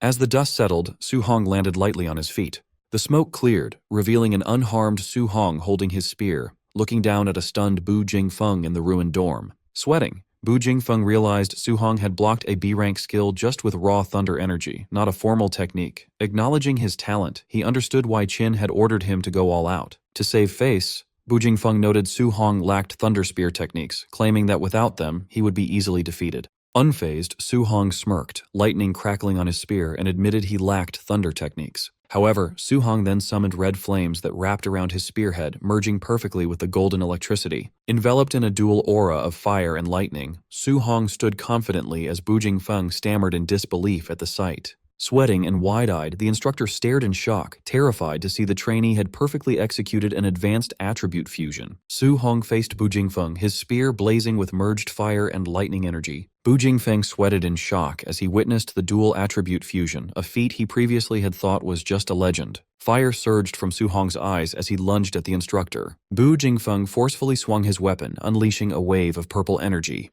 The purple blade clashed violently against Su Hong's lightning-infused spear. Su Hong overpowered the strike, thrusting his spear to unleash a massive eruption of combined elemental energy that completely engulfed his opponent. The sheer force of the attack shattered Bu Jingfeng's defense, causing him to cough up blood, astounded by the destructive power. The overwhelming blast violently launched Bu Jingfeng backward, sending him crashing through the building's exterior wall in a burst of debris. As the dust settled, Su Hong stood victorious and unharmed amidst the rubble. The system notified him he had earned 7 martial value points. Su Hong smiled as he realized he finally had enough points to become a spirit master. He reviewed his system interface, confirming his updated stats and new total of 497 martial value points. Outside in the courtyard, loud crashes and sounds of battle echoed from the dorm building. Grandmaster Qin Tianli and Bai Mu arrived, observing the commotion. Unaware of Su Hong's victory, Qin Tianli assumed enough time had passed for Bu Jingfeng to crush the young trainee. He confidently told Bai Mu he had prepared speeches to correct Su Hong's cultivation path and force him to abandon his flawed method of practicing multiple techniques. His lecture was cut short by a massive explosion as Bu Jingfeng was violently blasted through the upper wall of the dorm. He plummeted from the sky and slammed heavily into the ground at the feet of the Grandmaster and Bai Mu. Bu Jingfeng was completely unconscious, his eyes rolled back with blood dripping from his mouth. Bai Mu gasped in shock, recognizing the elite instructor. Beside her, Qin Tianli stared down at the body in stunned silence, his confidence entirely shattered. Trembling, Bai Mu pieced together the terrifying implication. If Bu Jingfeng was the one defeated, it meant the low-level Su Hong actually beat him. Before they could fully process this upset, 3 more massive blasts shattered the remaining upper windows of the dorm. 3 more figures were launched into the night sky, trailing distinct paths of elemental energy. The 3 figures plummeted downward, crashing violently into the courtyard right next to Bu Jingfeng. They were revealed to be the other 3 masked instructors sent to ambush the top trainees. All of them were battered and unconscious. Up in the ruined building, the top 3 elite trainees emerged victorious. Wang Tiantuo stood with his arms crossed, Xiaonan floated comfortably inside a telekinetic bubble, and Lin Xinghe sat on a ledge, fanning himself. Wang Tiantuo called down to Grandmaster Qin, suggesting he send stronger opponents next time because these instructors were too weak. However, Wang Tiantuo paused in confusion when he noticed 4 defeated instructors lying in the courtyard instead of the 3 they just fought. Xiaonan wondered aloud who could have possibly finished their fight faster than they did. Lin Xinghe, misreading the situation, casually assumed the 4th trainee was weak and was simply crushed instantly by their assigned instructor. Still sweating from the revelation, Bai Mu mentally corrected Lin Xinghe's arrogant assumption. Staring down at Bu Jingfeng's broken body, she knew he was actually the strongest of the 4 instructors sent out tonight. Grandmaster Qin Tianli stroked his beard, analyzing the situation. He acknowledged the swift victories of the top 3 trainees made sense given their high cultivation levels and unique talents. However, he was deeply perplexed that Su Hong, a mere early-stage Tier 1, had managed to defeat a near Tier 2 opponent even faster than the elite geniuses did. Frowning in intense thought, the Grandmaster wondered what secret had allowed Su Hong to achieve this, speculating whether the boy used an ultimate martial art or possessed a supreme physical constitution. Suddenly, Instructor Lindsay sprinted towards them in a panic, shouting that a major incident had occurred. Qin Tianli calmly closed his eyes and waved a hand dismissively. He casually assumed a trainee was accidentally killed in the ambush, stating that a few casualties were a normal part of harsh training. Sweating and frantic, Lindsay loudly corrected him, revealing the crisis wasn't a death, but rather that Su Hong had used an elemental attribute fusion technique during his fight with Bu Jingfeng. Qin Tianli casually nodded, noting a fused technique perfectly explained how the boy had won against a superior opponent. A split second later, the sheer impossibility of what he just heard fully registered, and the Grandmaster was shocked. Erupting in a blazing golden aura, Qin Tianli violently grabbed Lindsay by the shoulders, demanding he repeat himself and warning the instructor not to make up ridiculous lies about Su Hong achieving a dual attribute fusion. Lindsay nervously defended his claim, recalling seeing the monitor feed of Su Hong wielding a spear cloaked in both fire and lightning. He urged the Grandmaster to ask Bu Jingfeng if he still had doubts. Qin Tianli looked down at the defeated Bu Jingfeng, the reality of the thunder and fire fusion finally sinking in. Shaking Linzhou with wild enthusiasm, the Grandmaster noted that the only human genius in history to successfully research dual attribute fusion had taken over a decade to do so. Yet, according to Star City's records, Su Hong had been practicing his guiding techniques for less than a month. Overjoyed to the point of ecstatic laughter, Qin Tianli praised Su Hong as a heaven-sent prodigy and a true dragon among men. He completely ignored the exhausted Lin Ze, who slumped over and had to be awkwardly supported by Bai Mu. Holding up her reeling colleague, Bai Mu asked the Grandmaster if attribute fusion was truly powerful enough to let an early-stage Tier 1 defeat a near Tier 2 opponent. Regaining his dignity, Qin Tianli confirmed it, explaining that the historical pioneer of the technique could easily suppress Tier 2 enemies while still at Tier 1. Intrigued by the overwhelming power, Bai Mu questioned why such a formidable combat method wasn't widely promoted for cultivation, reasoning that despite the extreme difficulty, the potential rewards were worth the risk. Qin Tianli solemnly explained that many had tried attribute fusion in the past, but the process was incredibly difficult and carried a high risk of severely crippling the practitioner. He added that even if someone succeeded, they often remained permanently stuck at the Tier 1 cultivation level, making the immense effort and danger ultimately pointless. However, his demeanor shifted back to intense excitement as he clenched a fiery fist, emphasizing that Su Hong had managed to master this fusion in less than a month. He marveled at the boy's monstrous comprehension skills, and wondered aloud just how devastating his power would become if he successfully fused all 7 of his elemental attributes. Spreading his arms wide, the Grandmaster envisioned a future where the young prodigy fully matured, imagining Su Hong wielding a blinding, multicolored fusion of all 7 elements to obliterate a colossal alien emperor with a single, earth-shattering strike. Lin Zhu and Bai Mu sweat-dropped at the Grandmaster's wild imagination, awkwardly pointing out that he was severely overhyping the boy. They reminded him that while fusing 2 elements was an incredible feat, successfully combining all 7 was purely a fantasy. Coughing to hide his embarrassment, Qin Tianli regained his composure and told them to forget his outburst. His tone turned serious as he realized the massive responsibility now resting on his shoulders. He worried that if he left Su Hong alone to juggle all 7 attributes without intervention, the boy might eventually hit a wall trying to fuse a 3rd element and ruin his potential. If that happened, Qin Tianli believed he would become a sinner to humanity for failing to guide such a rare talent. Suddenly, Lindsay shouted out another startling realization, reminding the Grandmaster that Su Hong must also possess a special physique, as his raw physical strength alone was enough to completely overpower Bu Jingfeng before he had even used the elemental fusion. Annoyed by the delayed report, Qin Tianli scolded Lin Zi for not mentioning such a crucial detail sooner. The instructors quickly discussed the sheer math behind the boy's power. Lindsay noted that Su Hong had managed to crush Bu Jingfeng's near 500 vitality, using his own base vitality of only 120. They concluded this massive physical amplification far surpassed even Wang Tiantuo's elite barbarian god body, solidifying their belief that Su Hong's physical constitution was truly monstrous. Staring toward the battered dorm building, Grandmaster Qin Tianli formulated a new plan. He declared that tomorrow he would organize a formal combat tournament to thoroughly test Su Hong's true combat power and vitality limits. To do this, he planned to pit the camp's top 3 elite trainees, Wang Tiantuo, Lin Xinghe, and Xiaonan, directly against Su Hong. With a determined glint in his eye, the Grandmaster stated he wanted to personally witness exactly what happened when an unprecedented monster like Su Hong clashed with the absolute strongest geniuses the training camp had to offer. Su Hong sat calmly in the ruined room, meditating amidst the debris.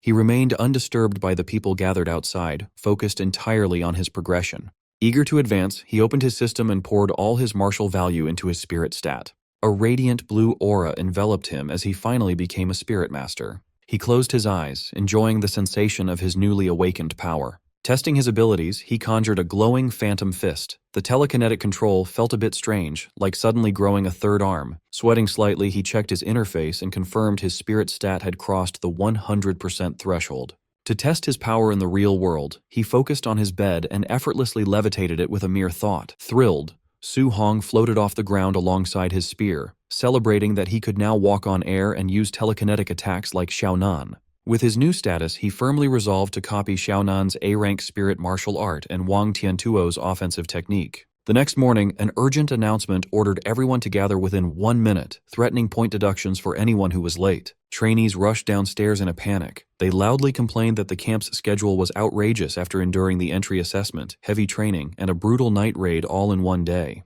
The trainees formed a large crowd in the courtyard. Su Hong arrived casually, stretching his arms and looking completely unfazed by the previous night's events. Instructor Lin Ze stood before them, glad that no one was late to the sudden assembly. With a cheerful smile, he admitted he expected many to be too beaten up to stand, praising their resilience. The rugged student complained that he only lost because of a dirty sneak attack. He argued he wasn't even given time to put on his underwear, and the attacker aimed for his crotch. Lin Ze sarcastically asked if a real alien assassin would wait for him to get dressed before an ambush. His friend laughed and teased the rugged guy, calling him Bro Underpants. Observing from the crowd, Su Hong agreed with the instructor's logic about real combat, though he understood why everyone was exhausted. Sensing their dissatisfaction, Lindsay announced a comprehensive test to give everyone a fair chance to prove themselves. He explained that an automated system would evaluate their vitality, combat power, spirit, strength, speed, and martial skills. As the top 3 elites, Wang Tiantuo, Xiaonan, and Lin Xinghe, listened confidently, Lindsay added that a combat ranking would follow. The top 10 students would earn daily contribution points based on their placement. The trainees buzzed with excitement. Knowing the top 3 spots would go to the elites, they resolved to fight fiercely for the remaining 7 positions. Intrigued, Su Hong smiled, wondering what the grand prize for first place might be. Lindsay quieted the noisy crowd and led them to the testing facility. They arrived at a massive warehouse. Inside, Lindsay stood on a stage beside a mechanical spider-like device called a Tier 2 combat power tester. As the crowd settled, Grandmaster Qin Tianli intensely scanned the students. He noted that his target was blending in perfectly. A bandaged trainee next to Su Hong assumed the Grandmaster was admiring his potential. Su Hong glanced at him and bluntly told him he was wrong. Feeling the weight of the Grandmaster's stare, Su Hong sweated nervously, well aware he was the actual target. Grandmaster Qin Tianli addressed the trainees. He announced a new grand prize. Whoever ranked first overall could choose an A-rank martial art or movement technique. The crowd erupted in excitement. Realizing the top 3 elites would now go all out, the trainees eagerly debated who would win. Wang Tiantuo's expression turned serious. He knew A-rank martial arts were incredibly rare, as even his powerful family only possessed a few. Xiaonan smiled confidently, thrilled by the prospect of securing such a high-level skill. Lin Xingyi hid his face behind his fan, eyes sharp with ambition. Winning an A-rank technique would prove his family wrong about his focus on speed. Su Hong's eyes glowed with fierce determination. Tempted by another A-rank technique, he resolved to go all out and claim the prize. Observing the crowd, Qin Tianli narrowed his eyes. His true motive for the test was to finally see Su Hong's absolute limits and true strength. Setting his plan in motion, the Grandmaster announced the testing order: Lin Xingyi, followed by Xiaonan, and then Wang Tiantuo. The trainees whispered nervously, intimidated by the explosive starting lineup. They wondered who would be unfortunate enough to test fourth and face that immense pressure. The Grandmaster calmly announced the 4th participant, Su Hong. The trainees stared in shock, but Su Hong remained calm, confirming his suspicions that he was being targeted. His former schoolmates, Chen Shan and Li Tu, looked at him with pity. Remembering Su Hong finished last in the entry assessment, they wondered if he had somehow offended the Grandmaster. Others gossiped, concluding the Grandmaster purposely placed the weakest student after the top 3 to create a humiliating contrast and motivate poor performers. Ignoring the whispers, Qin Tianli instructed them to test raw physical combat power first, then martial skills. Lin Xingyi stepped up, casually noting raw strength wasn't his strong suit. Lin Xingyi lunged forward and delivered a heavy punch to the machine. The screen flashed brightly, displaying a score of 40-13. The crowd was dumbfounded, marveling that a punch over 4,000 was incredibly high for someone claiming it as a weakness. Another trainee pointed out that compared to his terrifying A-rank speed, strength was technically his lesser attribute. Watching calmly, Su Hong realized Lin Xingyi's physical foundation had to be strong to support an A-rank movement technique. Su Hong prepared his system, eager to copy the martial art Lin Xingyi would use next. Lin Xingyi gathered a vortex of green wind energy around his fist. Unleashing the cloud-hiding gale fist, he struck the machine with a concentrated blast. The tester trembled, and its display updated to a much higher score of 56-42. The crowd gasped. A score over 5,600 reached the standard of a Tier 2 martial artist. They marveled at the terrifying power of his B-rank technique. Su Hong successfully copied the wind attribute cloud-hiding gale fist. As green energy swirled around his hand, he analyzed the numbers. The B-rank art only boosted Lin Xingyi's base score by 1,600 points, which Su Hong found underwhelming. Lin Xingyi stepped down smugly. Xiaonan scoffed at his display, calling his results average. Unbothered, Lin Xingyi challenged her to do better. Xiaonan registered a base combat power of 3253. Trainees agreed it was normal for a spirit master's physical body to be weaker, knowing her true strength lay in telekinesis. For the martial skill phase, Xiaonan's eyes glowed. Using her telekinesis, she manifested a massive golden hammer and brought it crashing down onto the machine. Su Hong's system instantly copied the ability, acquiring the spirit attribute weapon condensation art. Thrilled by the effortless acquisition, he praised the training camp as a treasure trove. An eager smile spread across his face as he wondered how many more skills he could secretly learn before the test ended. Xiaonan swung her arm down, bringing the huge spiritual weapon crashing onto the tester. The screen flashed, showing a high score of 59-42. The trainees were amazed, noting her score beat Lin Xingyi's and nearly doubled her base power. They marveled at the explosive strength of spirit masters. In the crowd, Su Hong reflected on how useful spiritual power was in combat for things like walking on air and controlling objects. He tried to practice the weapon condensation art in his mind, gathering golden energy above him. He snapped his fingers and the shape quickly faded. Feeling the strain, Su Hong realized that creating solid objects from weapons to beasts used a huge amount of spiritual power. Sweating, he concluded his current spiritual power was just too low to learn the technique right then. Su Hong decided to learn it later. He looked back at the stage as Wang Tiantuo prepared for his turn, eager to see the elite trainee's skill. Wang Tiantuo stepped forward confidently while the crowd cheered him on, praising the strength of his barbarian god body and calling him a combat god. Su Hong watched closely, curious how Wang Tiantuo's famous body compared to his own overlord body. Warning the crowd to watch closely, Wang Tiantuo threw a pure physical punch at the machine, creating a massive shockwave on impact. The trainees were in shock. Wang Tiantuo's raw physical strike scored only 300 points lower than Lin Xingyi's martial art attack, proving his legendary strength. Grandmaster Qin Tenli nodded in approval, highly impressed by the elite trainee's physical base. Wang Tiantuo bowed to the Grandmaster before announcing he would then show his martial art for the second phase. Watching from the crowd, Su Hong smiled, excited to finally see Wang Tiantuo's rumored A-rank attack. Wang Tiantuo channeled his power, making a pale blue flame ignite and wrap tightly around his right arm. He dropped into a combat stance, pulling back his glowing fist as fiery energy surged around him. Recognizing the rare ability, Grandmaster Qin identified the technique as the strong A-rank Bone Netherfire Fist. Su Hong's system interface chimed, notifying him he successfully copied the fire technique. Surprised and happy, he remembered from the martial arts pavilion that this exact skill cost 2,800 contribution points, making his easy copy a huge steal. With intense focus, Wang Tiantuo launched his attack. He slammed his blazing fist into the testing machine with a powerful burst of elemental force. The screen lit up with a massive score of 7534. The trainees were shocked, realizing the A-rank technique pushed his attack power close to a middle-stage Tier 2 martial artist. This was a crazy boost since his base vitality was only around 350. Grandmaster Qin praised him, noting Wang Tiantuo's father often bragged about raising a future grandmaster, which Qin now believed. Wang Tiantuo gladly accepted the compliment. With the top 3 elites setting a very high bar, the Grandmaster finally turned to his true target and called Su Hong to the stage. As Su Hong calmly walked forward, the trainees stepped aside and whispered. They pitied him, thinking anyone going after the elites would be embarrassed, and they mistook his calm look for giving up. Standing before the machine, Su Hong listened as Grandmaster Qin told him to use only pure physical strength for his first strike, forbidding any martial arts.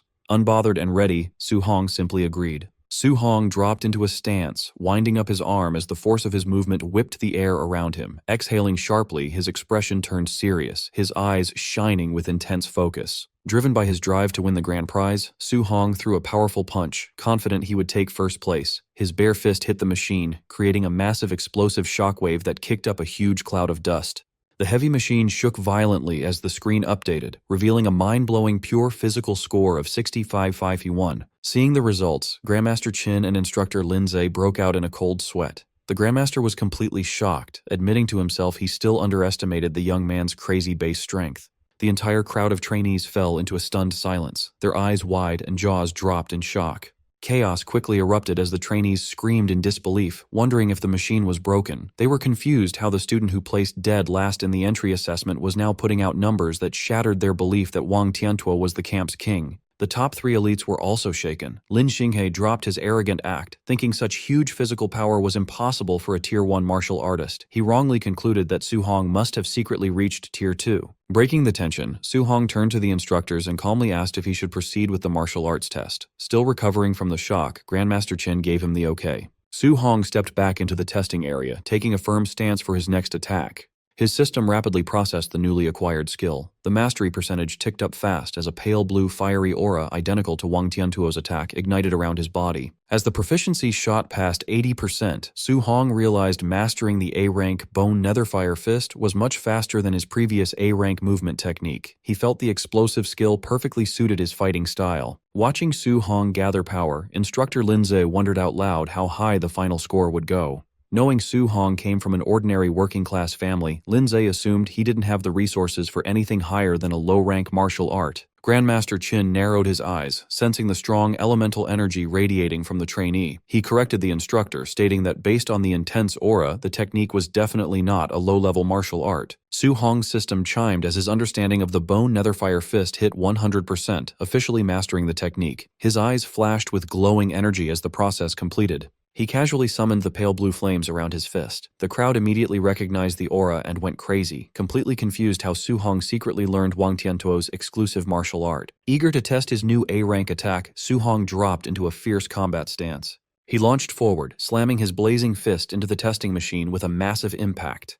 The explosion was massive, creating a shockwave so powerful it blew the trainees backward. Struggling against the wind, they screamed in terror, noticing the force of the strike was much greater than Wang Tiantuo's. As the dust cleared, the screen showed an unbelievable score of 9,013. The crowd lost their minds, knowing that breaking 9,000 points was the standard for a high-stage Tier 2 martial artist. Instructor Lindsay sweated, unable to understand how a Tier 1 student with only 123 base vitality could produce such numbers. He suspected the machine might be broken. Beside him, Grandmaster Qin admitted Su Hong was a true monster. Desperate for an answer, Xiaonan concluded Su Hong must be hiding his true stats and that his vitality definitely exceeded 500. Hearing this, a stressed Wang Tiantuo comforted himself, thinking losing to a secretly high-level expert wasn't shameful since his own vitality hadn't reached 400 yet. To settle the debate, Su Hong took a vitality test. However, the crowd got more confused when the machine read his vitality at a mere 137. They yelled that the tester must be broken. Su Hong sat calmly inside the glowing pod as the screen confirmed the 137 score. Outside, even the highly experienced Grandmaster Qin muttered that the situation was completely crazy. The trainees panicked, joking the machine must have missed a zero. They were terrified by the reality that Su Hong was just a Tier 1 martial artist, making his 9,000-point output a crazy miracle. As the pod opened and Su Hong stepped out, Grandmaster Qin gave him an intense stare, very curious about the boy's secrets. Restoring order, the Grandmaster told the stunned crowd to back away from the machines and announced the start of the final phase, the practical combat tournament.